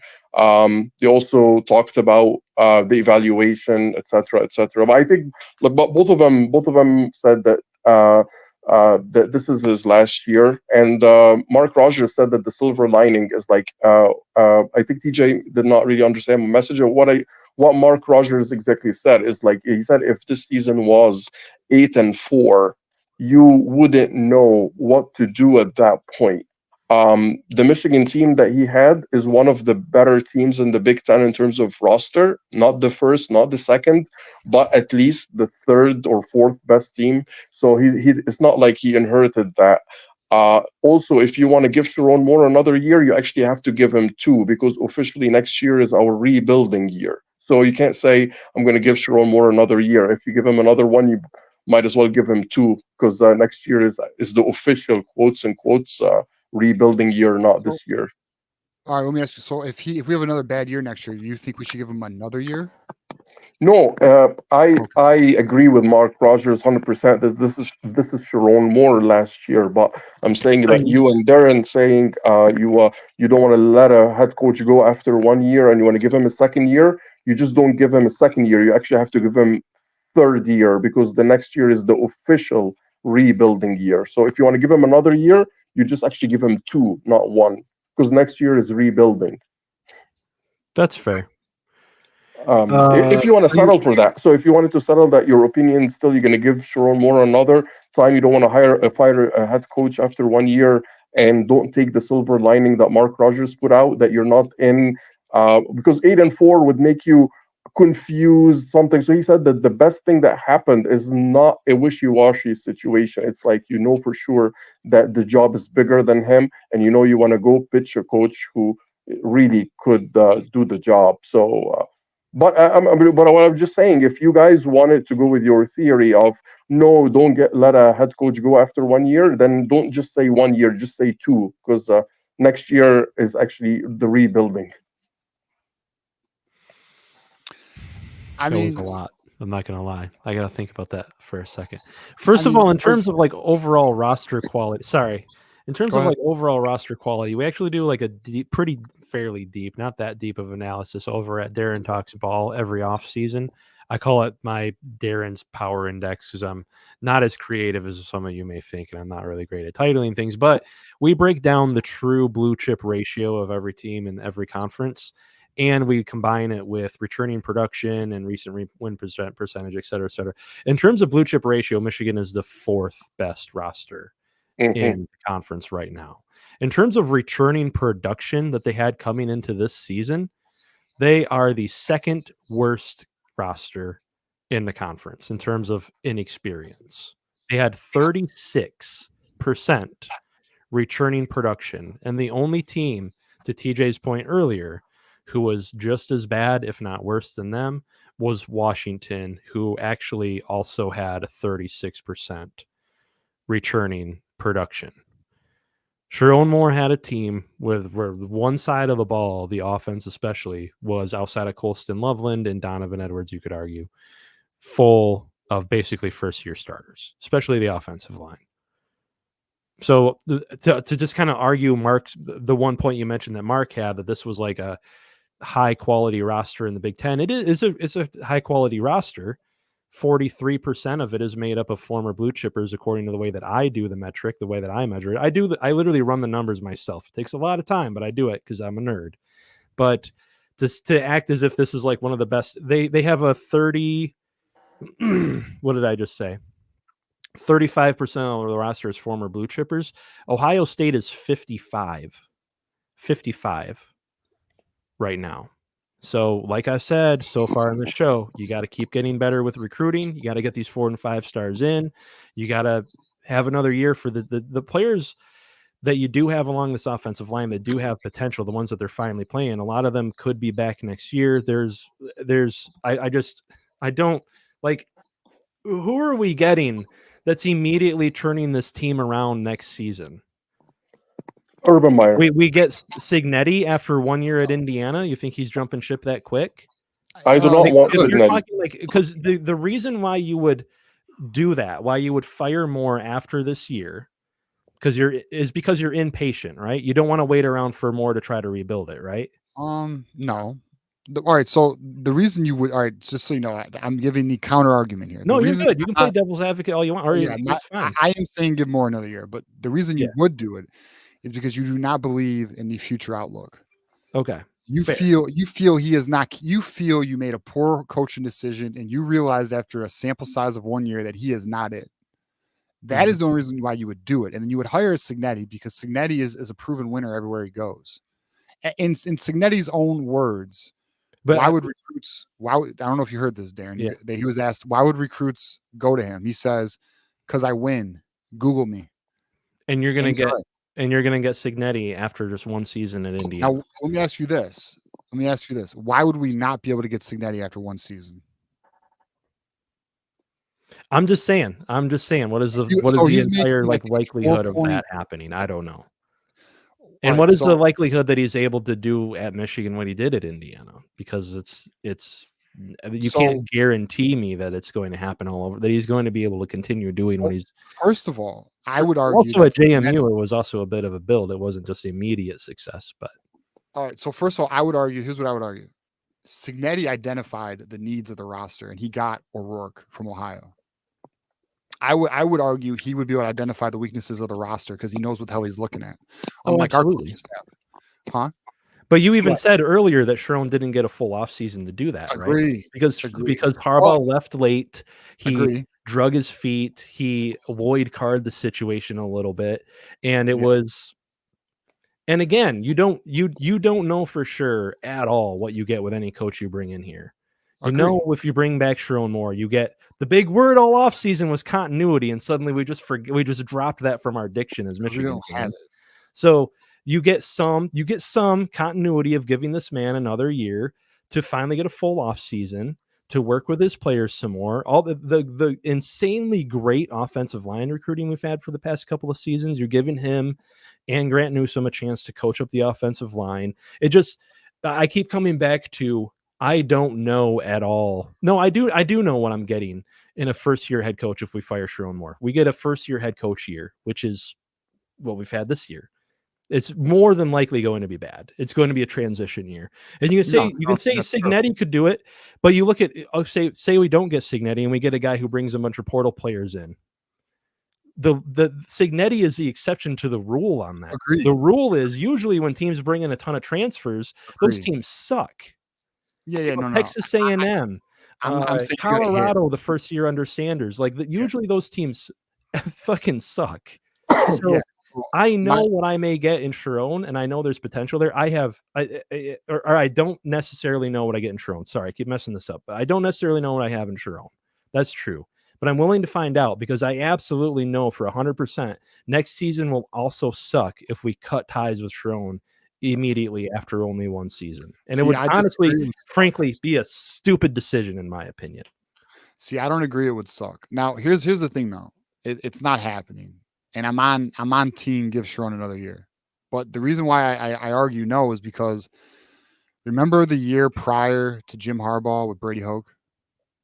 Yeah. Jim Harbaugh was a first-time head coach, and that season was a lot better than the year prior, was it not? You see a lot of times sometimes where a new coach will actually uplift the team and play well the next season. It happens at times. Mm-hmm. Now listen, my entire premise is based on getting the right hire. If you get you're right though. Okay, you're arguing what I was initially saying with the Signetti thing is where is the Jim Harbaugh? Where are we getting the Jim Harbaugh? Because look across the college football landscape outside of Signetti. Where is the all-time great coach that's going to lead this program back to prominence immediately like Harbaugh did? Think about it. The coaching landscape across college football is entirely different than it was a few years ago. I do not want Signetti. I'm getting yelled at by my wife over text. That would be too loud. I do not want Signetti. Brady Hoke was the hottest name in the market by the time we got him. Not because Signetti looks that great right now, and I know that TJ is going to say he won every place he went, just like Kalen DeBoer is doing in Indiana right now. If I agree with Darren right here, if you're gonna go get a big name, a guy that is championship material, not Signetti, but But my point is, where is that guy right now? Who is it? I'll say this. I think, and I don't agree with this, but just to play this game. I know. Let's speak. If they hired Brian Kelly, I guarantee you the team would be better next year. A big name right there. I'm not saying do it. Okay. I'm just simply saying if you want to see a first, all right, Jed Fish, for example, at Washington. I think if Jed Fish had this team right now, it'd be better than it is. That's what Mark Rogers said. Yeah. Learning on the job, guys. I don't think necessarily know that though. What? I don't necessarily agree with the Jed Fish thing. Well, here's what I think, though. I think in Jed Fish, you'd have the same problem. They would have handled the April portal a lot differently. Yeah. And, But again, that's really the issue. but the timeline would have been the same if they had gotten Jed Fish, right? Like Harbaugh left late. They would have had an April portal. Kirk Campbell and co. and Sharon chose not to get a quarterback. Like they had the entire portal. That's true. Like, we covered that entire situation. Yep. We knew where the weaknesses were in spring ball. They addressed none of them. Their solution to wide receiver was C.J. Charleston and Amarion Walker. Mm-hmm. You're right. They went to the bargain bin and thought they found answers, and they didn't. And they didn't even address right tackle, and we knew right tackle was an issue. It was in spring ball. Andrew Gentry was reported to be up and down all camp. He hasn't even started. You know? I hear you. Yeah. I mean, and then I think it boils down to, are we going to give them a chance to fix those mistakes, or are we just going to cut and run? Yeah, and honestly, if they did fire Sharon, it wouldn't be like, to be honest with you guys, I don't really care who the head coach of Michigan football is. I just want to win. And I'm just trying to think this out logically, what gets us closest to winning. I'm not emotionally tied. I wasn't emotionally tied to Jim Harbaugh. I'm not going to lie. I didn't grow up in the fucking 70s and 80s watching him play here. I didn't care. I just wanted to win. You know? Yeah, I hear that. I'm just trying to logically think this out. Like, what is the likelihood that this team would land another generational coach? Because like with recruits and like with anything in this world, like when you, in the corporate world, when you get a new CEO or something, they're lottery tickets. They might hit, they might completely fail and be nothing. Yeah, some are more proven than others. But yeah, I mean, look at Kalen DeBoer in Alabama right now. Yeah. Even he's struggling. Yeah. To Vanderbilt. Right. But and we don't know too. Signetti could lose 3 out of their last few games and not even make it to a big bowl game. Like, you never know. The only team, in my opinion, no way. Have you seen their schedule? Well, they might lose to Ohio State, and I'm just saying. That's the one. But also, who have they really played outside of Nebraska? No, I think that's fair. But I mean, it's the way they're winning too, though. I mean, they embarrassed Nebraska. Yeah. I mean, it's also the way they're winning, right? Well, but I mean, Nebraska was one big blowout. They were in a 3-point game with Maryland in the third quarter and pulled it away late. Just saying. Yeah, adjustments, good coaching. Anyways, all right, Ramez. I'm just messing. All right, Ramez, how about this? Give me your who do you want to be the starting quarterback this Saturday, and give me a score prediction. For starting the quarterback, I do not think that we have a lot of options, given that what we were talking about, Bryce Underwood and portal quarterback, and also Sharon Moore under pressure. We have to see what Jaden Davis is made out of. Because right now this is a decision making. I heard everything that was said in the media: break the quarterback down, lose his confidence, etc., etc., etc. Even if it wasn't the whole game, we still have to see him. And also, I refer back to Daisy and Mark Rogers. It doesn't matter if you go 10-2 or 2-10 in this era of college football, because it became like basketball. You either make the March Madness tournament or you do not. Your record doesn't matter if you go to a wishy-washy bowl game. So we have to see Jaden Davis because of decisions have to be made. Not necessarily if he's going to win you the game or not, but you really want to see how poised he is on the field, and if he's going to be ready next year or not. That's a must see because it's decision time. And this is kind of my last comment. And also just referring to the comment that said before, I prioritize Bryce Underwood over a portal quarterback because next year is a rebuilding year again. It's not a year that you're going to go win a national championship. So since you're rebuilding, I prioritize getting Bryce Underwood with whatever cost it would be. Yeah, I agree. So what was your score prediction? I'm sorry, did you give it? I don't have one. Sorry, I'll take a pass this week. All right, well, hopefully we'll hear from you in the post game then. All right, buddy. Well, we'll talk to you next time, all right? Thank you, guys. Thanks for calling in. And by the way, I became a member. Oh, thank you, man. When did you become a member? Let me see. Are you in our member? Yesterday. Okay, I'm sure John will update our banner. John typically does that, so I'll let him know. Thank you. All right. See you guys. Go Blue, my friend. Go Blue. All right. We got Keith Rebar here with the $10 super sticker. Shout out to Keith Rebar. We appreciate you, man. As you know, a legend on the channel is Keith Rebar. And then we have another friend of the program, our man Bleeding Blue. How we doing, my friend? How you doing? Go Blue. Good. Go Blue. Can you hear me all right? Yeah, we hear you, man. What's up? All right. Well, making sure I got my Whiskey Helps shirt on because listening to some of this conversation, you need it. Yeah. Hey, this team's going through it right now. Oh man, I was gonna call in Saturday, but I'm just like everybody else. I could not believe the product we saw Saturday after 2 weeks of. I mean, what the hell have you guys been doing for 2 weeks? I get it. This quarterback room is trash. We know this. But one thing I was going to bring up on the members only thing is the Jaden Davis thing. Is now I don't have any obviously any intel. This is just me thinking. Okay,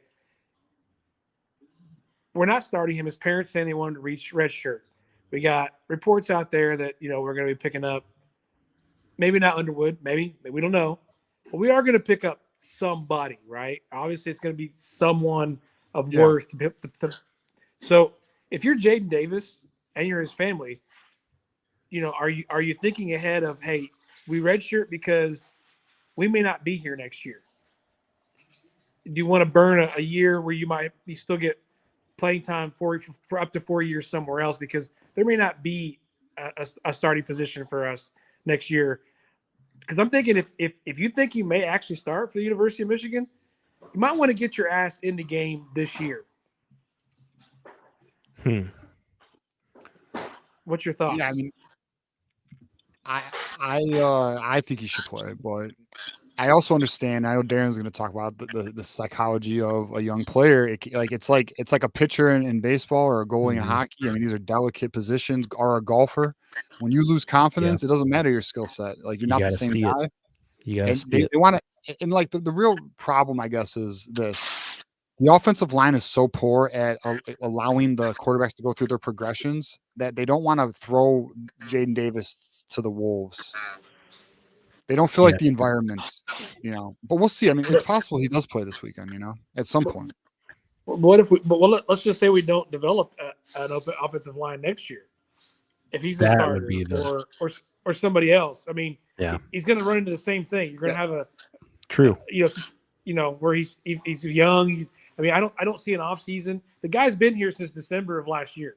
I mean, he got practices during the championship, right? I mean, so I mean, he's had he's probably had as many reps honestly as the three we have because everybody was behind JJ, right?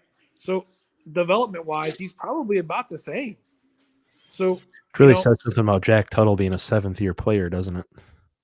Yeah, well, he acts like a 7-year-old player, not a 7th-year player. I mean, I've seen Pee Wee quarterbacks. I mean, dude, the throw. Oh my God, just some of those throws, and that pick. I'm sorry, we got bailed out on that holding penalty because at that point my remote almost went through my TV. Yeah, I just about melted down. I watched that pre-play, and in Illinois doesn't do it as badly as Purdue did. Or Purdue does, and Illinois used to with Ryan Walters as the DC, where like they don't disguise anything. They disguise a little bit more. But I watched on TV live for that really bad one that I think you're referring to, the one that ended up thankfully getting called back. And I was like, pre-play, I was like, oh, this is cover one, probably cover one robber. And then Tuttle throws it into the middle of the field. And before the dude's even like on screen who ends up intercepting it, I'm like, the robber's going to be right there. And sure enough, he was, and he picked it off. And I was like, cool.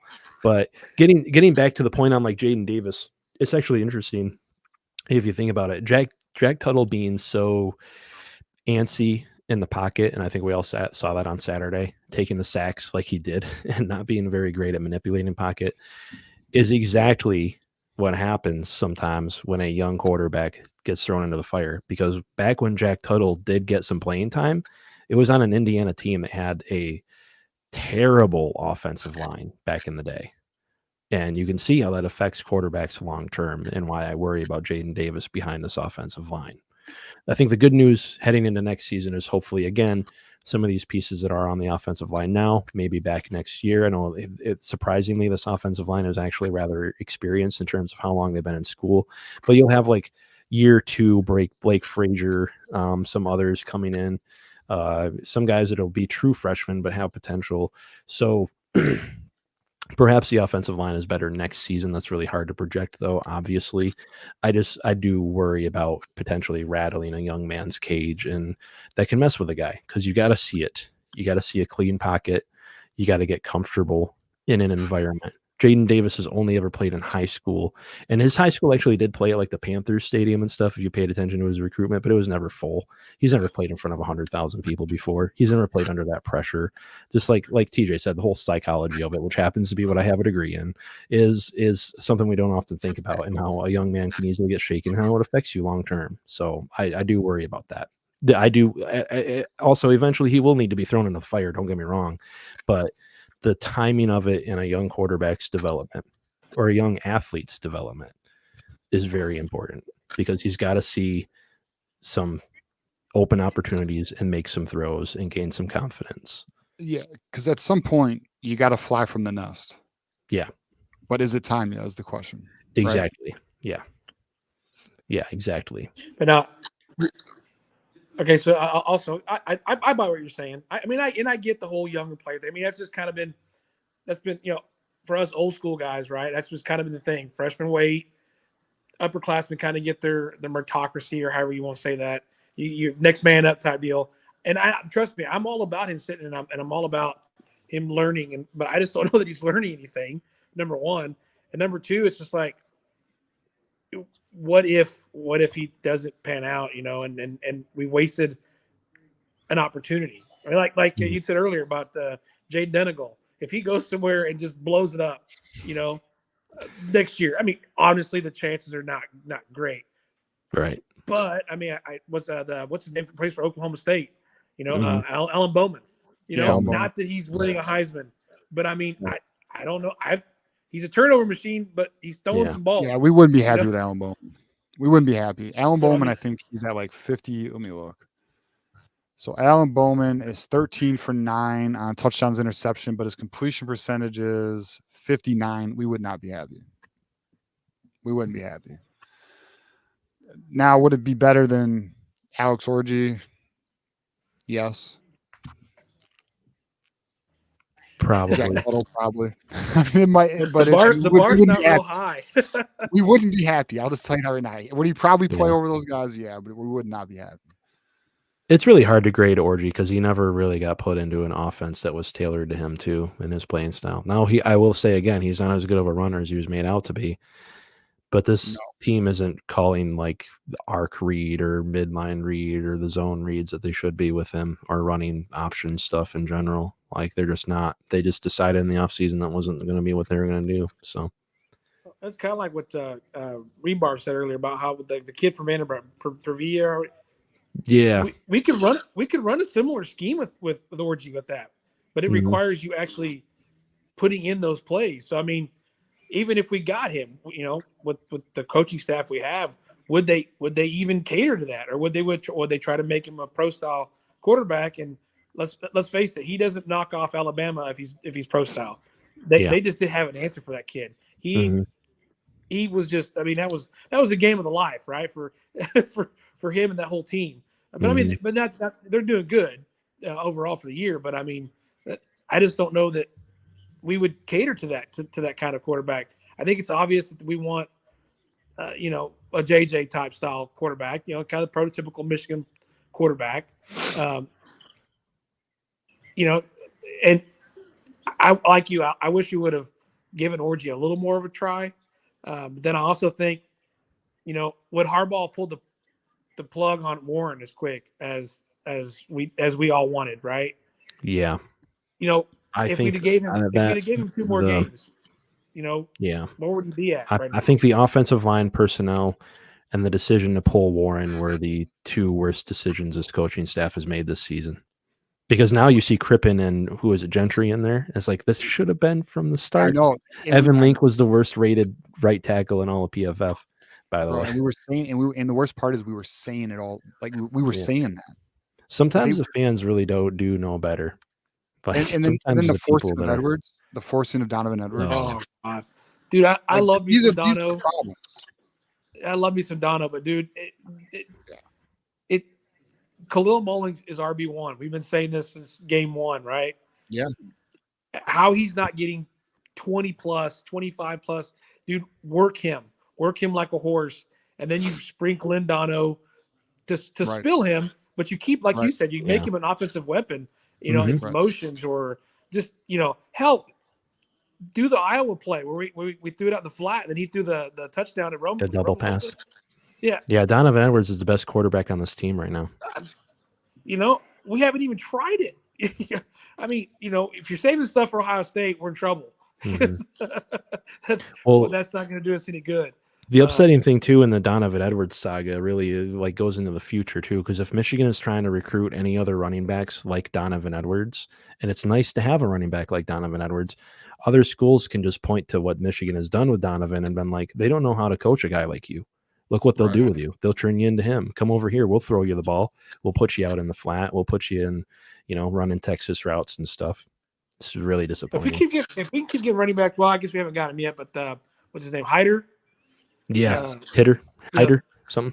Yeah, if we just can get guys like him and Jasper Parker, is that how you pronounce his name? Is that right? Jasper's committed. Yeah. Yeah, he's in the fold. Yeah, that kid's killing it, dude. You talk about taking a chance. That was well played. I will give the coaching staff credit for that. They are recruiting the shit out of some good players.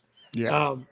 And now it's just can we see that on the field? Can we utilize them the way we're supposed to utilize them? And I think running game wise we're good. I think we're good there. It's just the trying to be something we're not with the whole pass. If we had a top end quarterback, maybe try opening it up to 40-60 pass run. But right now, if we have any chance of even just being bowl eligible, Khalil Mullins has got to see, handoff, play action. The one play call where Jerome took the play call, the calls like John said with that was the first thing I seen was, hey, look, he's got the plays, and that was the one shining series we had. It was run, play action, run, play action, touchdown. Yeah, the frustrating thing is Jack Tuttle isn't that terribly bad off of play action. I think most of the throws he missed badly were just drop back passes. But I'd have to go back. I haven't actually gone back and rewatched that game like I usually do. Wasn't inspired to with what I saw in the first time. It seems like the first down throws what throws us off. Like I was all about the opening pass to try to get was it Walker. Now that I thought was a good decision because you show something. I like that. If you that hit was, that was pass, you show something that you haven't done before. Yeah, exactly. Exactly. And if he hits it, god damn, that's a touchdown. If he does it, at least now the DBs are like, oh shit, hey, this guy's got an arm. Well, even if you miss on it and it's just the DB made a good play, then Illinois is still like they're going to try it and they might hit one. Right. But with Tuttle missing that pass as bad as he did, it just showed that secondary and it showed Illinois' defensive coordinator that he is wholly incapable of hitting those throws. And for the rest of the game, they were loading up the box. They were playing again, cover one robber, mixing in cover threes and things like that where you don't have but one safety back there because why not? All right, Bleeding Blue. Let me get your quarterback. Who do you want to see this Saturday and give me your score prediction? Well, I kind of agree with Nick. Can we just pull somebody out of the crowd? But I think it's all said and done at the beginning of the year. I wanted Davis Warren. I think we should have stayed there. I never was a Tuttle guy. I didn't think he was the savior by any means. Orgy maybe is a project, but we don't have time for that. And Warren gives us the best chance to score. I mean, he proved that, against the number one, then number one team, I guess, Texas. I mean, I think he gives us the best chance to score. And if we don't get at least 14 to 20 points, I just don't see us beating anybody, let alone Michigan State. Well, thankfully, Northwestern is still on the schedule. Yeah, this is true, but that doesn't get us bowl eligible. And I'm afraid that if we drop this game, I think business decisions start being made, and you're going to start seeing guys. We're going to see what we have next year because you're going to see Mason Graham and these guys just say, you know what, that number one, that first round draft pick looks pretty good. I think I'm going to go ahead and bow out.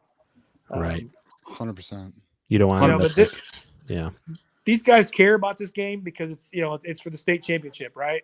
So I think they're going to give everything they got this week, And if we win, then maybe they kind of continue on. We'll see what Oregon brings. I don't expect much in that game, but you got to win the state championship. We can't let little brother come into the house and take Paul back to East Landfill. So I'm going to say Warren. I'm going to say prediction wise, I think I made the prediction there now 23 to 17. I think is what I went with. I think if we can get 21, we'll win. Okay. So the magic numbers is 21. However we get there, I don't care if it's all field goals. I guess that wouldn't equal out, but still, over 20, I think we got a shot. Anything less than that, we're in trouble. All right, Bleeding Blue. Well, let's hope we get the dub, and maybe we'll hear from you on Saturday's postgame show. But until then, my friend, it is Go Blue. All right, Go Blue, guys. See you. Go Blue. See you. All right, we have some callers here, and we are 10 minutes away from our deadline. So we do have some callers to fill. I know, but I'm curious about two of these callers, so we're going to play a little game here. What game are we playing here? Well, the game is, let's see who's real and who's not. So we're going to find out. So what we're going to do here is we're going to pull up one of our fantastic advertisements. Voice of College Football Bets. If you guys want to become a winner in 2024, join Voice of College Football Bets for the membership tier at Mark's main channel for Voice of College Football, and you can become a winner in 2024. Let's get to our next caller, Jonathan Moody. What's up, man? Hey, what's up, Jimmy? How you doing? How you doing, bro? Yeah, man, I'm doing all right. First time caller, man. I love the show, man. Teej, you guys keep it real, man. It's good to have finally get a podcast with some fire content, man. Yeah, thank you, dude. Yeah, so man, it's been a rough year, man. I would say, at the start of the year, I had hope. I kind of predicted a 9-3 or an 8-4. But I got to be honest, I didn't expect us to look as bad as we do with the 4 first-round draft picks coming back and everything. I thought we'd be okay. I did think they dropped the ball not going to the portal for a quarterback, because even I knew, I was like, man, these quarterbacks ain't it. You know what I mean? Yeah. And just watching the game last week, it's like we know our offensive line can't hold up in blocking, and there's ways around that. You know what I mean? Like you can bring in tight ends to chip, you can bring in running backs to chip, and then go out on their route. And Percy was getting his soul took, and Campbell didn't do any of that. And he's just letting Percy continue to get beat. Tuttle's getting hit, and I'm like, what is going on? You know what I mean? Yeah. And then it's just there's red flags all over, man. I love Sharon, but it's like, all off season, all we heard was, oh man, this team, the culture, nothing's changed. We're still the same. And it's like they lied to us. You know what I mean? Yeah, no, I think those are the biggest issues. I think the fact that what we were kind of sold going into the season on the transition, maintaining the culture, maintaining the competitive balance, it's not true. Now, one could argue the culture is not broken, but there's a lack of talent, which is potentially fair. But then you speak on the red flags, and I think there's a lot, and we've talked about them a lot tonight. There are inexcusable, as Darren has talked about, inexcusable mistakes happening that shouldn't be happening, and it's a letdown. No, I agree. And for even earlier, when we watched Khalil crack them off left and right, and then the next game we got the MVP on the sidelines while Edwards is starting, and it's like, what are you doing? And then Khalil comes in and he's averaging 7 yards a carry, and then he takes them right back out again. Yeah.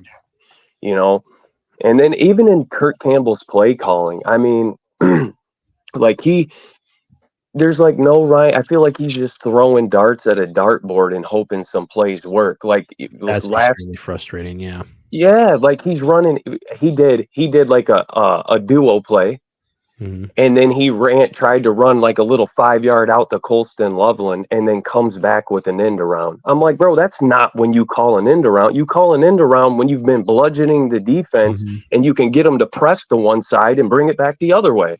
Right. It's like, even I know that. Things up leading into that with some orbit motion or just some general pre-snap motion, and then Yeah, it's become pretty predictable when Kendrick Bell and CJ Charleston are in there, by the way. They're running the football. That's Yeah, just no, photographing it. that's what Yes. I'm As saying. Morgan goes into motion, Right. it's either going to be a screen to him or they're going to run the ball. Yeah. And you know it's bad when like it's on second down and you get a sack. How many plays have we been playing from like 3rd and 11 and third? And it's Yeah. like you might as well just punt the ball because it's crazy. And it's so frustrating because you see some if like I'm watching it on TV or I'm at the game and I know what they're getting ready to run, a collegiate defensive coordinator knows what's coming. Yeah. I mean, I'm a complete novice at this. I'll be the first to admit. And it's still like, yeah. Well, and then with Orgy, like Orgy moves the ball. I get it. We've seen him throw the ball, and he isn't the best. But I think do either of you watch Monday Morning Quarterback with Devin Gardner? No. So like you don't. No, I typically don't see that one. Go on. Yeah, Devin talked about how, and I agree with him.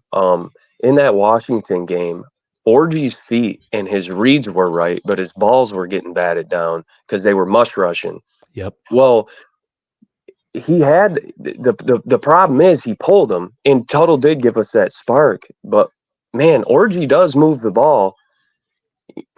Tuttle is an absolute no. My problem with bringing back Davis Warren, even though I think he throws the best balls, man, it's been some games since he's seen any action, and now you're going to throw him right into the fire with State, man. I don't know. And then problem is you're hitting the reset button now. Yeah, exactly. And the Jaden Davis thing, I think he does have a lot of talent. My issue with that is you're going to put him in the fire in his first game against the Spartans. Like, man, and our offensive line sucks. All you're going to do is get him to see ghosts and speed his clock up, and you have a real chance at ruining him. Mm-hmm. I don't know, man. It's hard. I see him going full in with the NIL, and I really like what Sharon's done with the recruiting, and I do believe in it. Yeah. It's just hard. It's hard to trust him. I don't think it's all on Sharon. I think I trust Sharon the most out of everybody on the coaching staff, but Bellamy, Kurt Campbell, JB Brown, dude, they all can go like right now. Yeah, no, I think we're in the same boat. I mean, that's kind of my list of coaches who can go. Although the more I think about it, if we do pull Derek Meadows, I don't know if Bellamy's going to go. Yeah, I mean, it's a hell of a class. It's a hell of a class with Marsh, Jacob Washington, and yeah. And I hear you, Darren. It's hard. Like it would be kind of. I know it's a tough sport. It'd be kind of hard to just can Sharon after 1 year and like the late start that he got and everything. But like a little bit of foresight would have told you that you needed to get a QB. And, you've been around this program. So we can't say, well, you didn't know what he got. No, dude, you know what you got. You've been at practice with these guys for years. You've seen them play. So, I mean, you can't say, oh, I didn't know that, Link was, we thought Link was a stud. Well, if you said he's a stud, we see that he's not a stud. I mean, at least right now, he's a project. So it's like, I don't know, man. As far as the Spartans, man, I don't feel good about it. I'll tell you that right now. Aiden, go ahead, bro. Score prediction? Well, I'm going to ask you. I mean, well, you can break down the game if you want, but what's your score prediction for the Michigan State game? Man, I'm going to say 28 bad guys, 13 or 17 Michigan. Okay. I think I could see that happening if Aiden Childs doesn't turn the ball over. Here's the problem, man. Even when State has sucked, you really can't run the ball into a teeth of the State defense, man. They got a nasty front seven. They do. They can stuff the run. And the defensive line has played well above expectation. That's what I'm saying. And they were in Iowa's ass. You know what I mean? Like, and Iowa has a good run game. Cade McNamara is what Cade McNamara is, but And then, they got a receiver over there, and Childs can spin it. For as many mistakes as he makes, dude, he can spin the ball, and he's elusive. And we've seen what Wink's defense, man. How many quarterbacks have we seen crack off runs on us because we're out of our gaps? Yeah, out of the rush lane. Yeah. Yeah. I don't feel I think State and it looked like against Iowa, Childs in that offense started to click. It's almost like they finally got it. You know what I mean? Mm-hmm. And then they came, we come out of the bye and we got worse. I mean, what'd you do for 2 weeks? I mean, okay, the defense did get a little bit better. Wink stopped doing the crazy stuff, not as much, but pretty much stopped, but you can't take it out completely out of him. Right. Yeah. Well, and I mean, I agree. You need to blitz too. I mean, but man, it is not anything close to like what Minter did. You know what I mean? Yeah. So here is one positive though. Michigan State overall so far this season is 90th in run defense. They're giving up 4.06 yards per rush though on the average. On yards per game, they're 90th. So then my question, oops, that is rushing offense. My bad. Let me get to the actual stat that I was referencing because I want to make sure I get that right. Am I wrong here? Rushing defense overall. Give me a minute. So my question because Ohio State and Oregon were able to run on them. So that's my third in rush defense. They're giving 3.78 yards per rush though. My next question would be though, how many teams have they played that can pass the ball pretty good? Because that opens up, you know what I mean? Mm-hmm. Yeah. They know with us, dude. They're going to stack the box and they're going to say, "Prove it. We know you can't throw." Yeah. That's my. And you know what? We can't throw, and we just can't. It's bad. It's all bad as far as our pass game. I mean, we're like almost dead last in every category in passing. The only 3 teams worse than us in like team pass efficiency are the academies, if I remember right. Yeah, there's only If I would have told TJ, if I would have told you at the beginning of this year that that's where we're going to be in passing stats, what would you have told me? Well, can you? I mean, this is Michigan, bro. What are we doing? Here's the problem. I actually thought we were in trouble all year heading into the spring game, and then the spring game gave me a little bit of confidence because they looked actually competent. But I didn't anticipate we'd be the 5th worst rushing or passing offense in college football. I mean, the only teams that were higher than are the service academies, New Mexico, Keweenaw State, and UL Monroe. Those are nothing and nobodies, It's a shit show, man. It's really bad. And it is, man. Yeah. But I'll say this though. Is it potentially possible it's a blessing in disguise? No, yeah. I mean, I have hope. I mean, my goals now are, listen, if they can beat State, just give me something to be happy about. You know what I mean? Beat State, so I ain't got to hear this bullshit at work, and you know what I mean, and all this nonsense. Because listen, they watched us. State's ready. They watched us win 3 straight Big Ten championships, a Rose Bowl victory, and a Natty, and they can throw out all that cheating bullshit. Listen, they don't even believe that shit. Wasn't no one beating us last year. We feel good. Yeah, I mean, there was no one better than us last year. I don't even care. Georgia, they would have lost to. You know what I mean? We were the team to beat last year. Our defense was nasty. And I think they smell blood in the water. And listen, man, we can't let them win because I'm going to tell you what, right now, they're going to gallivant all over the field. They're going to plant the flag. You know what I mean? And I just ain't ready for that, bro. Yeah, fair enough. All right, give me your quarterback prediction, and then we'll get to our next caller here. I seen something. Someone said something about Ballas said that Warren's going to start. Yeah, I haven't seen that yet, but someone did say that. So I don't know. Personally, I would go back to Orgy because he helps our run game immensely.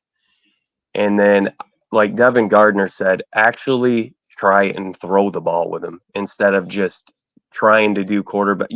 I want the quarterback run and stuff, But I think they'll probably try to go back to Davis Warren with some orgy packages. Yeah. Fair So enough. All right, my friend. Well, thank you for calling in for the first time. Don't be a stranger. yeah, man, I appreciate it. Keep the show going, man. I love you guys, man, and you all have a good night. Yeah, appreciate you you. too. Go Blue. Go Blue. Go Blue, baby. All right. We are in a bit of a dilemma here. We got 3 callers, but time's up. And I'm tired of shit. Darren looks tired of shit with kids. So I Yeah. think we're gonna do, and I hate to do it, B-Dub. I know you're looking at me. I see you, buddy. All right, all right, Cameron. Fuck, dude. All right, how about this? We'll give each caller 3 minutes. Is that fair, Darren? That's fair to me. I can. All right, we'll do 3 minutes because I love you guys, man. We'll give each caller 3 minutes, and then 3 we'll get out of here. minutes. You're on the clock. All right, I got a timer on the phone. And I will keep my mouth shut so you can talk. No, you don't have to keep your mouth shut, dude. Promise. I bring you Oh, on these here. guys have been waiting a while. I've been spewing my bullshit all night here. All right, I'm gonna throw this up here again because I'm not familiar with our homie Cameron here, but he may be legit. What's up, Cameron? What's going on, man? This is me. I do This know. is Cam. Yeah, what up, dog? I know What's you. going up? on, man? You weren't some crazy Buckeye, bro. No big deal. No. I can't stand the red and gray. Okay, I got 3 minutes. I'm gonna make this short and sweet. You good, bro? You good. I like what Sharon Moore is doing right now in recruiting. But my thing is, will it translate or develop into what we had the last 3 years?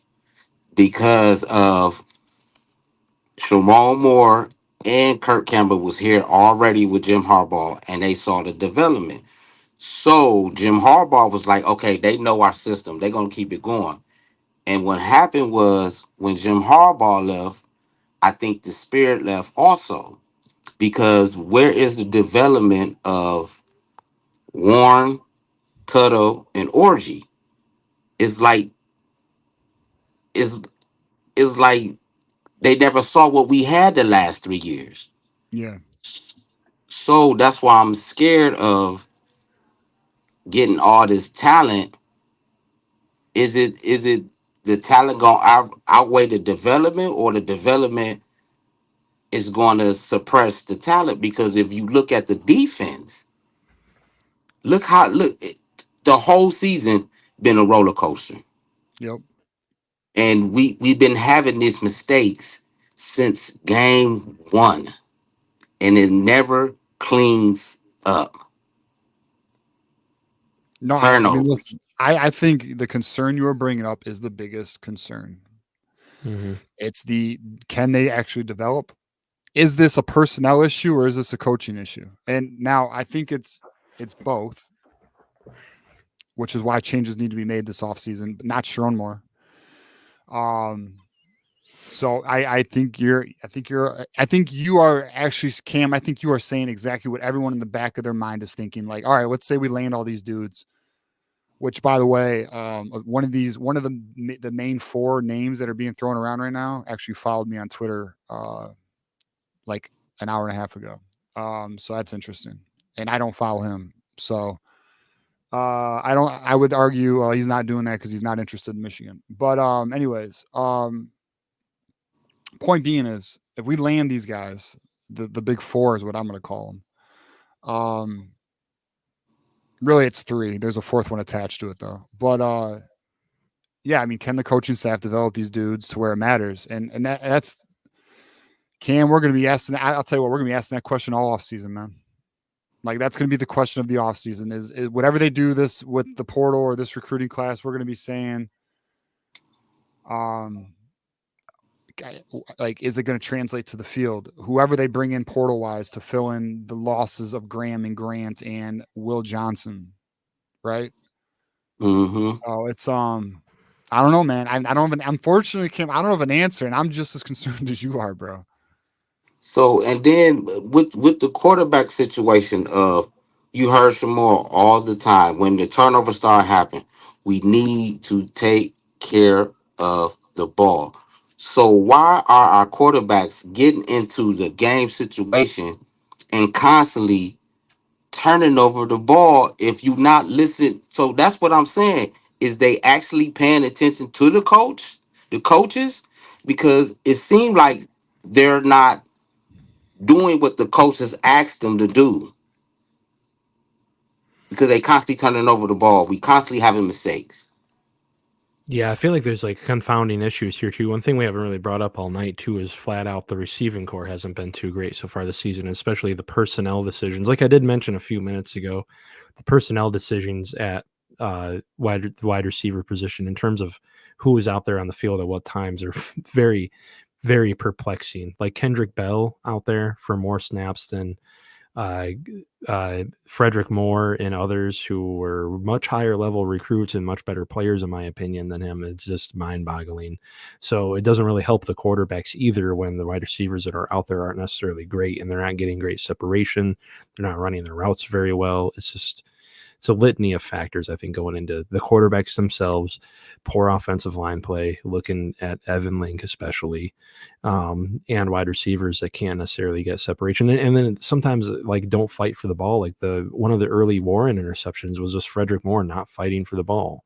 You know, one of the big Alex Orji incompletions that was really disappointing was when he threw that deep shot. I think it was against USC earlier in the game. Yeah. In the game where it looked like he overthrew him, but when you go back and watch it, Fred Moore had a couple steps and then just kind of lazed out on the end of it. Like, Yeah. keep running your route, man. And you know Alex Orji has a cannon. We've all seen how deep he can throw the ball. So it's just it takes a lot. A lot goes into, you know, throwing the football in the game of football. You know, there's a lot that goes into it. There's a lot of really, really precise details that all need to come together. And on any given play for Michigan, there's one or two that go completely wrong and screw the whole thing up.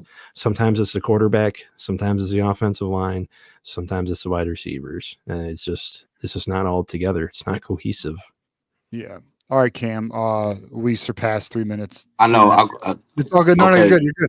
No, okay. You're good. This my last point. I said I was going to shut up, and then I didn't. So okay, with the quarterback, it shouldn't be the quarterback. The player of the game Saturday is Khalil Mullins. I appreciate it, guys. Go blue. Hold up, Cam. Go blue. Hold up, Cam. What quarterback would you like to see play? And give me a score prediction, man. It doesn't matter. Okay. It doesn't matter to this point because if we could run the ball with Camille Mullins, I think that will open up for the rest of the game because they're going to box in 9. So if they box in 9, throw the ball to Lovin on a one-on-one route, see if he can go get it. I appreciate, guys. Go blue. Yeah, Go blue. Cam, go blue, my friend.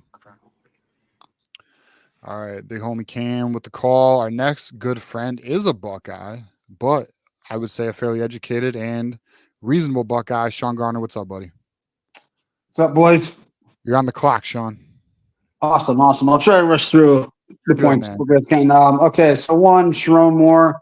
If you gave me the keys to the Michigan job right now, and I pledged not to sabotage the program, Or not. I would probably be dumping Sharon Moore at this moment. Michigan is not an entry level job as a head coach, and he's shown me so far that he's too far away from being an elite head coach, making this an elite program. That I think you just have to take your chance on somebody else. And yeah, I mean, you run the risk of getting another person that's probably not up to the job. But I mean, I don't think a lame duck AD is going to be making that move here. So yeah, I think you're pretty much stuck with him, even if you finish 4-8. He didn't even have to be a lame duck. He just doesn't make moves. He doesn't move on anything quickly. I'll give him credit on Dusty May. He was very proactive there, and he fucking stole him from Louisville. So shout out to the athletic department on the whole has been insanely great under Ward. I think we've mentioned it before. Wait. There's been a lot of scandals within this athletic department. Winning, Sean. Who cares about that? Okay. Who cares about We don't play school, Sean. Okay. But yeah. Absolutely. And looking ahead to the Sparty game, I've noticed this interesting, like through my life watching this. It feels like almost every time these two teams are competitive, or within spitting distance of each other, the state comes out ahead like 5 of 6 times. Mm-hmm. The state wins almost every time. that these two teams are close. And I don't know why that is, why that has been. Harbaugh never beat an MSU team that wasn't just vastly inferior. Yeah. And yeah, so it was, I don't know exactly what to make of that. Maybe it's just the fact that it might be a bigger game to MSU than it is to Michigan, but yeah, we've got a game where these two teams are within spitting distance of each other right now, and history favors the Spartans, I would say, in that. Yeah, Well, I would say that over that history, it was two completely different head coaches, right? It was D'Antonio and Harbaugh largely. So we don't know what we're going to get with Jonathan Smith and Sharon Moore. You know, I'm even talking back to like the Saban, Lloyd Carr days. Yeah. Talking like even like the John L. Smith. You know, like unless Michigan has a significantly better team, they're not going to win. Mm-hmm. No, you have, Most a, of the you have time- a point there, but even still, like this Yeah. is a whole new set of circumstances. But Mhm. yeah, I think largely, in some ways, it does matter a little bit more to a lot of Sparty players and fans out Yeah. there and their whole, because Michigan's their biggest game on the calendar year. Michigan it's not the same for Michigan. Michigan's got the Ohio State rivalry that's number one and near and dear. So yeah, Mhm. I don't know how much that really plays into it. Honestly, I think this game is really important to the players on Michigan's roster too. But it is an interesting dynamic you bring up. Yeah. I was just talk about Darren. Darren, seems like you're very into the schematics of the game. I was just wondering, with this game, do you anticipate Wink to have a little bit more, play a little bit more conservatively on coverage? Because you know that if you play man and you bring heavy pressure packages against an athletic quarterback, they can pick up first downs on you all game long. Yeah. If they find their rush lanes and everyone's playing man, Mhm. that's a recipe for disaster against a quarterback that can move. Yeah, not just a quarterback like Aiden Childs, but I mentioned him earlier. I was blanking on his name earlier, but it's Jack Velling is the tight end. Yeah. With Jack Velling, Also an Nick Oregon Martin, State and transfer. even the other guy that's been there for a little bit, the other wide receiver, Montoya Foster. Foster's been all right so far this season. Not like a top tier Big Ten wide receiver or anything, but he's been all right. No, but he's been a surprise. Like he hasn't done much until this year. Yeah, for real. But it'll be really important to have Will Johnson for this game. I'll say that. Very important. I think last I heard he will play. He will give it a go. But it's hard to. It's not necessarily the fact that he's playing man coverage or that he's blitzing in any certain way on any down. It's like the timing of it is always weird. Like we're blitzing the nickel on first down on a down that's usually an early running down, and that nickel coming from the depth that he's coming from isn't able to get there for the handoff, which inevitably comes because teams are running the ball most often on first downs, like stuff like that, or like treating second down like third down. And bringing, exotic blitzes, things in situations that you usually wouldn't do it in. That's what scares me. And yeah, you bring up a good point. Against Aiden Childs, he's elusive. The thing I would do is a lot of what Jesse Minter did last season and give a completely different in-play picture coverage-wise to pre-play picture and really mess with his head because early level college quarterbacks, freshman quarterbacks are not used to like NFL coverage schemes. And I'm afraid that Wink people forget Wink's a front seven guy. Wink's a defensive line guy. Wink doesn't really specialize in all those crazy coverage packages. I know, and those are gone. I know. Yeah. And I mean, like, I would favor something like you run like some sort of quarter half type of scheme where you're playing like cover two, where you're playing like cover one on one side of the man on one side of the field, zone on the other, so that can absolutely mess with the quarterback's head. Yeah, you want guys in places he's not expecting. Yeah, and I don't see Wink doing much of that. I think he relies too much on his just having talent on the back end. But the problem is you have inexperienced players too, like Zeke Berry, who you can't always rely on in just single coverage. So. All right. Okay, guys. All right. I will not exhaust any more of your time. I appreciate it. Appreciate you calling in, man. All right. How about this? Before you go, who wins this weekend? Michigan or Michigan State? No bias. Well, I in addition to the historical information informing this pick, I also think these two teams appear right now to be heading in different directions. State, I think, is finally developing some sort of an identity, and Michigan's still in soul search mode. I'm going to go 21-13 MSU probably in this one. But I want a good omen. This has been a terrible year betting for me, and I happen to get the Spartans +9 when that line opened on Yeah, Sunday. 7. I saw it at 7, and that was stupid. Now it's at what, 3.5, 4? Yeah, it should be like it should be a near Peckham, to be honest. But I agree with you. But all right, Sean, appreciate you, buddy. I'm sure we'll hear you. Hopefully not. Hopefully we win this Saturday and I don't hear from you. But if we lose, I'm sure I'll hear from you. All right, Sean. Take care, guys. Go Blue, bud. Yeah, he was gonna say go Bucks or OH or some crazy shit. All right, we got B-Dub. Shout out to my boy Sean. Oh, by the way, breaking news, I guess. Shamari Earls is going to be visiting this weekend. I repeat, Shamari Earls is going to be coming from Georgia to Michigan to visit this weekend. Belichick binoculars. Pay attention, my friends. What's up, B-Dog? Yo, let's end this shit on a good fucking note, for Christ's sake, dude. Let's light this bitch off, dude. Let's fucking end off. We're fucking last. Exactly. Let's end on a good fucking note. Christ's sake, dude. Are you drinking? Like fucking. No, everyone thinks I drink all the time. No, it just was a rough Saturday, dude. Okay, Jesus, I was going through it. I get it. I was going to say, if you're not allowed on Voice of College Football while drinking, I have already violated that company rule. I know. I do on Postgame. I know, dude. More people are drinking in general. I think on all the shows, like TV shows and stuff, they're having a drinking stuff. So I think it's okay. Yeah, it's good to relate. I don't think you'll get banned on YouTube for drinking. Oh, you're good. No, you're good. I'm giving you shit, bro. I'm saying no. I was thinking about that too. I'm like, I don't want to show my wife this, but like, what if YouTube says? I'm like, oh, you guys can't be drinking and swimming and stuff. No, we're good. We're good. We just can't do hard drugs on YouTube. Yeah, no, I just want positivity, man. I'm trying to be optimistic and positive and shit. I know it's hard out here. I get it. But fuck it, man. Fuck it. Throw caution and fucking win. I think at this point, I would just like to see. I want to see orgy. I want to see triple option.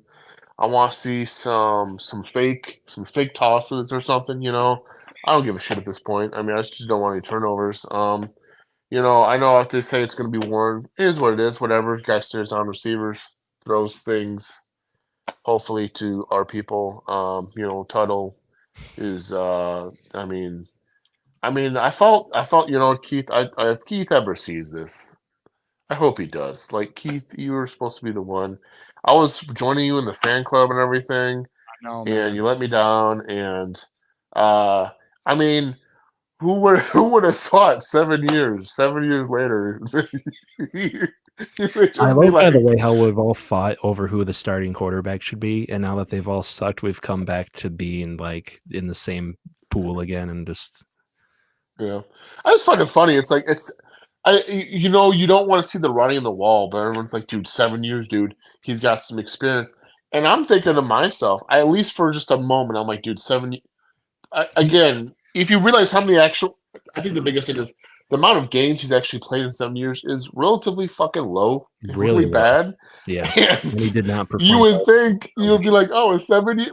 People are probably like 7 years. He's probably seen a lot of defenses outside of like Cam Rising are not usually good quarterbacks, because if they were good, Tuttle was like a 95 composite coming out of high school. Like if he was any good, according to his ranking, he would have went to the NFL by now.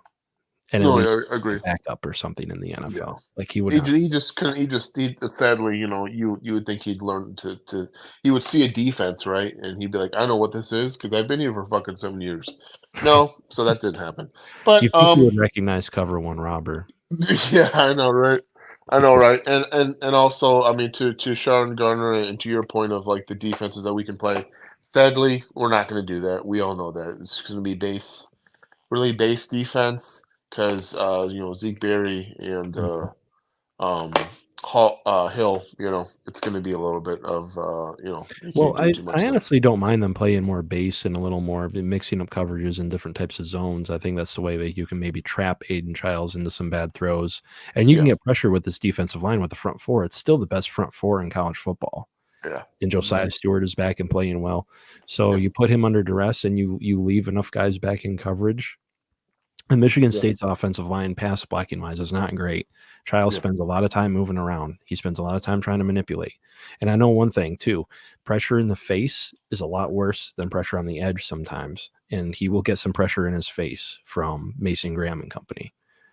Yeah, Yeah, no, I think it's gonna hopefully be a Michigan win. But you know what? Fuck the game, dude. Fuck all that. I'm all about this recruit, man. I'm on the fucking bandwagon, bro. I'm all in it, bro. I'm back, bro. I'm back on Twitter again. Back on Moose is, Twitter, even. yeah, I know. I'm back on Twitter again, just watching things again. Moose is talking to me all the time, Yeah, and Moose is in this shit knee deep 24/7, dude. he is. He I lives told him, this dude, stuff. he needs to get his boyfriend. He needs to get his boyfriend to the team, FOB, right? And I think Moose lives this stuff more than I do, and that's Moose saying a lives this lot. shit more than I do, bro. Yeah. Moose is he is. He was like, dude, do you think Olish is like really gonna like go somewhere else? And I'm like, dude, no, dude. Like some of these are official vids. Kids just wanna see some shit and whatnot. Like he knows what's up. That's how I feel about Olish. I mean, because he's going to Notre Dame, yeah. He's So I don't. visiting, yeah. beat up. Check your DMs. I'm gonna send you something. Okay, not right now because if I leave this app, it's all gonna go to shit. You're good. Um, No, not right now. But no, I think I think we're looking great. I see the trajectory. Sadly, I'm not gonna say sadly.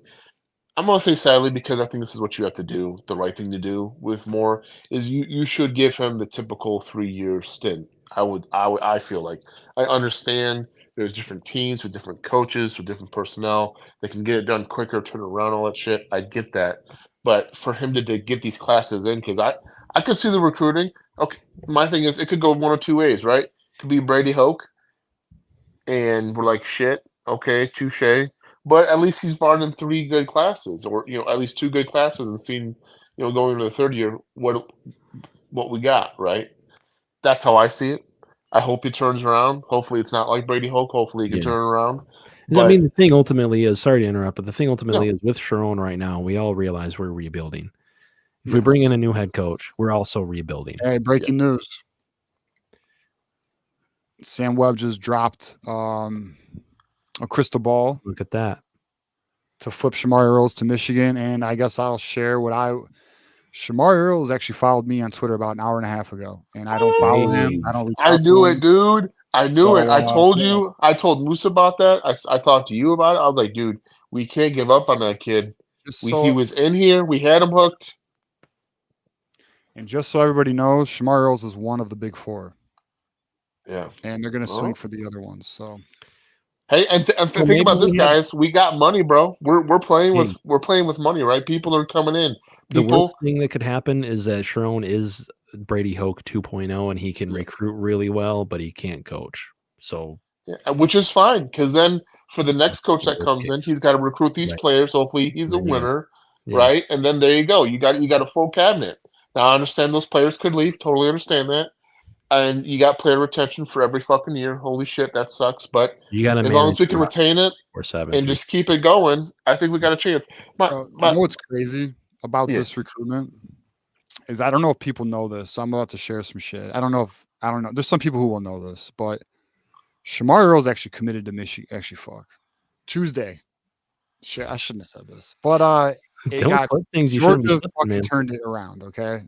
But the fact that this is going on, I feel like I shouldn't have said what I just said. But positive. And he's visiting this weekend, so we'll see what happens. You'll be surprised the amount of stuff that you put out there, no joke, TJ, that people don't repost or say anything. Because the people that are tapped into this show, I don't see nothing on Twitter, bro. Bro, no one says nothing. So unless Sam Webb says it or the other guys that are insiders, I mean, they don't, they don't repost your stuff. So you're safe. You're safe for now. What's crazy to me, dude, is like I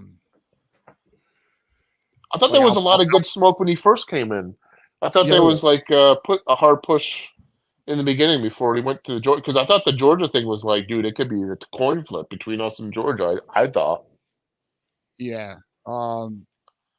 Yeah, but what's funny is like, dude, I'll say shit, but like, here's the thing, right? So in the Michigan space, like, we're not a large, like, we're not large, like, we're not known, like, obviously people know us, but like, we're not people who just like kind of like parachute into like our show or like what I'm posting on Twitter. They're like non-believers, right? And it's like, we don't bullshit. Like, I don't bring anything to the table that I can't confirm. You know what I mean?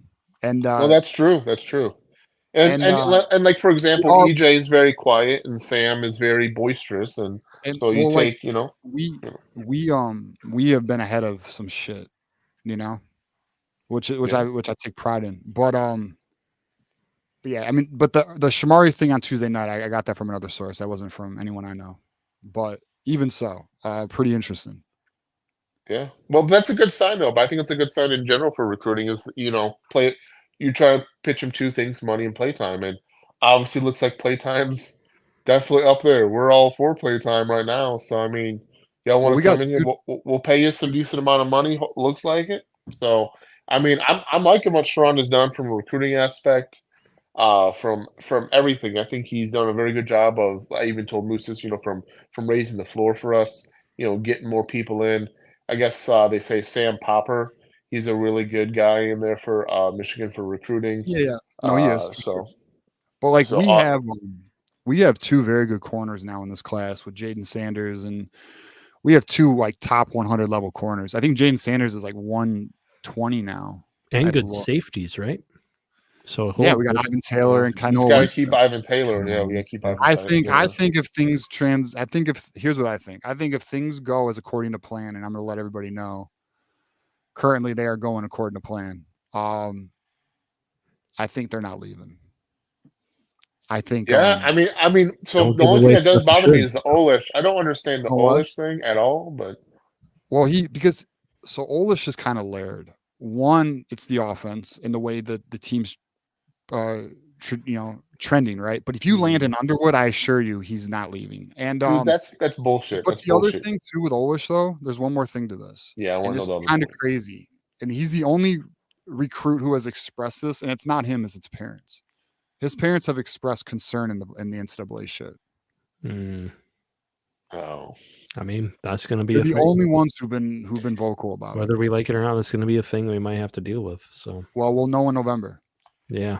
Yeah, we'll see. I mean, I try not to follow that shit, dude. But fucking, I'm not that worried about it though. I'm just letting everyone know. I don't follow Buckeye Scoop, but those bitches pop in my shit, dude, all the time.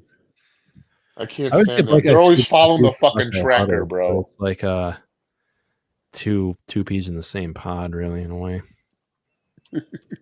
One is slightly more tinfoil hat covered than the other. I know exactly, right? Tinfoil hat, dude, all the time. I can't stand those guys. But recruiter looks great, man. I mean, if you think we can retain Olesh and Taylor, I think those are the only two football ones. We can gather more.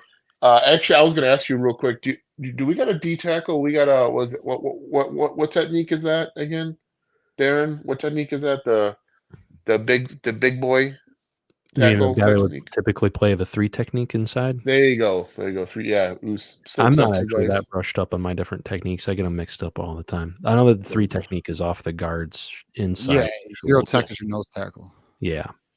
Oh, 0 tech. Okay. Yeah.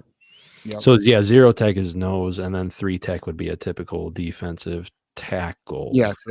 But it also depends on the front. Yeah, I'm confused. Yeah.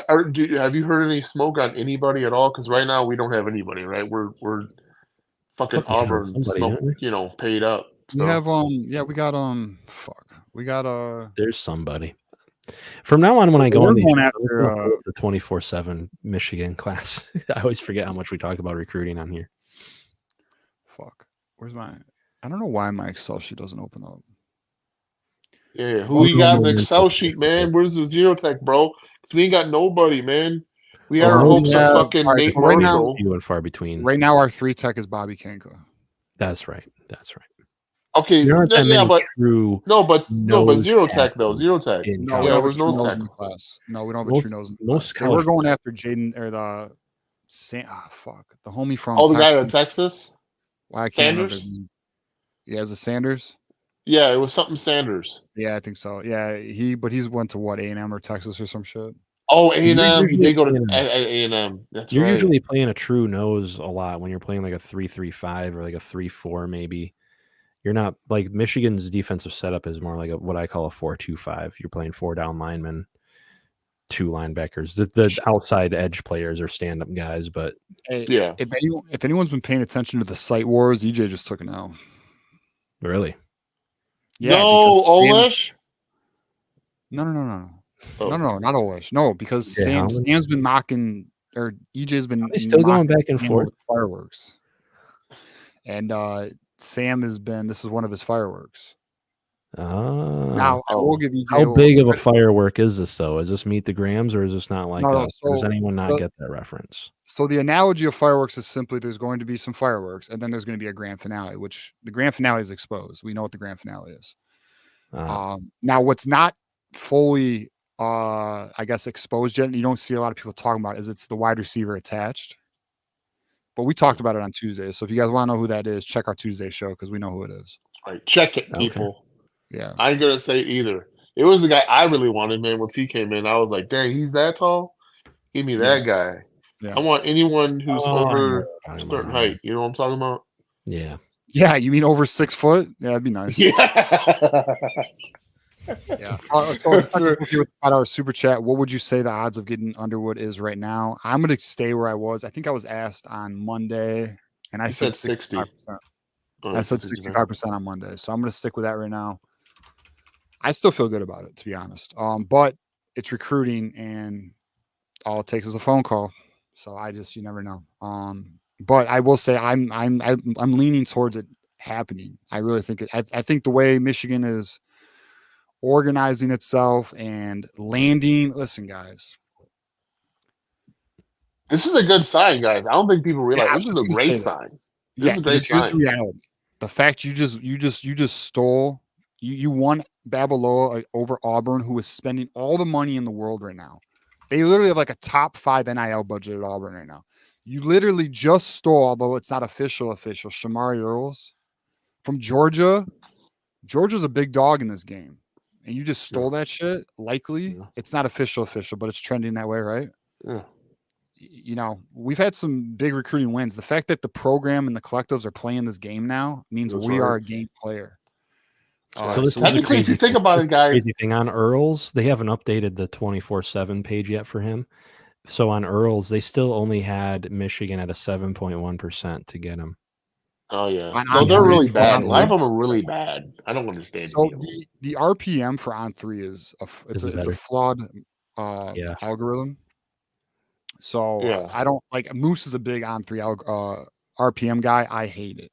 Well, I was referencing the 24/7, but are they both? Because it's visit related. Wait, what do you mean 247? Are you saying on Shamari Earls 24/7 profile they have like the crystal ball predictions and expert averages? Oh, I'm just looking at who across the field who put in. Yeah, that's just it's just a breakdown of who's at what. I'm out of my depth. I should probably just shut up. You're good. All right, so Darren. But On3 does the RPM probability in terms of where someone's going to, and it's flawed as fuck because it's based on visits, it's based on articles. There's no true metric that's quality. I mean, but I say you got to think about this. If we don't lose these games, right, the donors may not come out, right? They may have not come out. They're like, bro, dude, you know, David Porter and I want to be on social media. Like, yo, I'm gonna get these quarterbacks, bro. That's why I say it's a blessing in disguise because that's right. You know, with failure comes change. Exactly. Anything we gotta do to put Ohio State in the fucking ground. Hey, we got a Twitter Twitter comment here. Polar Knights. I need Northern Lights are on my bucket list. I mean, I saw them recently, but I want to see better ones. As a barber, I love this in the men's. What the fuck? Whatever. Welcome to Twitch. Anyways, but so give me your prediction this weekend. What quarterback do you want to see? Okay, the quarterback I want to see. I want to see. Man, I mean, I don't really like his attitude. I'd like to see Bryce Underwood at quarterback. That'd be great. If not him, then probably I just want to see triple option. Alex Orgy. Beat-up's like triple option or fuck it. I don't. At this point, we're running the wing T, baby. Exactly. He doesn't play in NCAA. He's all about the triple option. Dude, I'm gonna be honest. I do run a lot of cheese plays. The amount of halfback passes I've had to put out there, it's nauseum. It's at nauseum, bro. The halfback passes at nauseum. So honestly, I mean, Edwards could, which by the way has happened before, where my running back has outthrown my quarterback because of that play. And then Michigan by 1 billion. Yeah, Michigan by 1 billion. I just want them to win, so I don't give a fuck how it's done. You're ending on a very confident note tonight. I like it. Yeah, I want confidence. I want positivity. We got recruiting. It's hot. It's sizzling, bro. Everyone just get on the social medias, pump these guys up. Not too high, okay? Because we don't want TJ to get in trouble. But let's put a spotlight on the show. Best show out there. Well, yeah. Well, I appreciate that, man. Yeah, hey, let your friends know the deal. We don't bullshit. We do our best. That's all I can say. We do our best Exactly. with it. I would say put the show out there. Don't put TJ out there technically because we don't want him getting in trouble for exposing these that last amazing week I insider shouldn't- recruits. Let's just act like I didn't say that. I shouldn't have probably. Yeah, said yeah. We won't I don't talk even about remember anything what else that- that you said because everything's been great. So Yeah. forget whatever that was. So Fine. yeah. All good. All right. Good deal, man. All right. Well, B-Dub, man. I'm sure I'll see you in the post game. Hopefully, we got a victory though. Maybe I'll be drinking with you. If we lose, I might be drinking with you anyway. So we'll figure it out.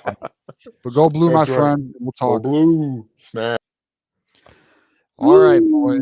Damn. We made 2 it hours through and every 40 call. minutes. Look at Damn, that. that was supposed to be only 3 minutes at it was 2:05. We were like, all right, 3 Yeah, minutes per caller. We screwed the Fucking pooch on B-Dub. that one. We would not do good on radio with like set hard time limits. Fuck. We would suck on radio. Yeah. All right. Well, hey, we bring the heat. We do our best with it. We have fun with it. Darren, let everybody know where they can find you, man. Yeah, Darren Talks Ball, as most of you probably already know. And I am now the host of Big Ten Live weekly Monday nights at 8 p.m. This next Monday, Michigan fans may be intrigued to see Maze Madman join me. I know you all know who Maze Madman is. We're going to talk some Big Ten football at large. So if you're curious to hear what Maze Madman's thoughts are on the Big Ten and not just Michigan, tune into that at the Voice of College Football and the Big Ten channel. And then, of course, at Darren Talks Well, we cover the Big Ten at large, and I largely bullshit like I have tonight on weekly live streams over there as well. Oh, yeah. All right. Everybody follow my man, Darren. Obviously, my man knows ball. Certified ball knower. I called that the very first show, and I was not wrong. I appreciate you, my friend, and appreciate everybody who contributed to the show, got us the extra hour, watched, shared, subscribed, liked it. I appreciate you. All right, boys. As you guys know, it is always, well, hey, post-game show. Get to us. We'll be on here for it. It's going to be a late one, but we'll be here for it. But as you guys know, it is always go blue. Let's get it. Let's hope we get some more good recruiting news. Stay tuned to that shit. Peace.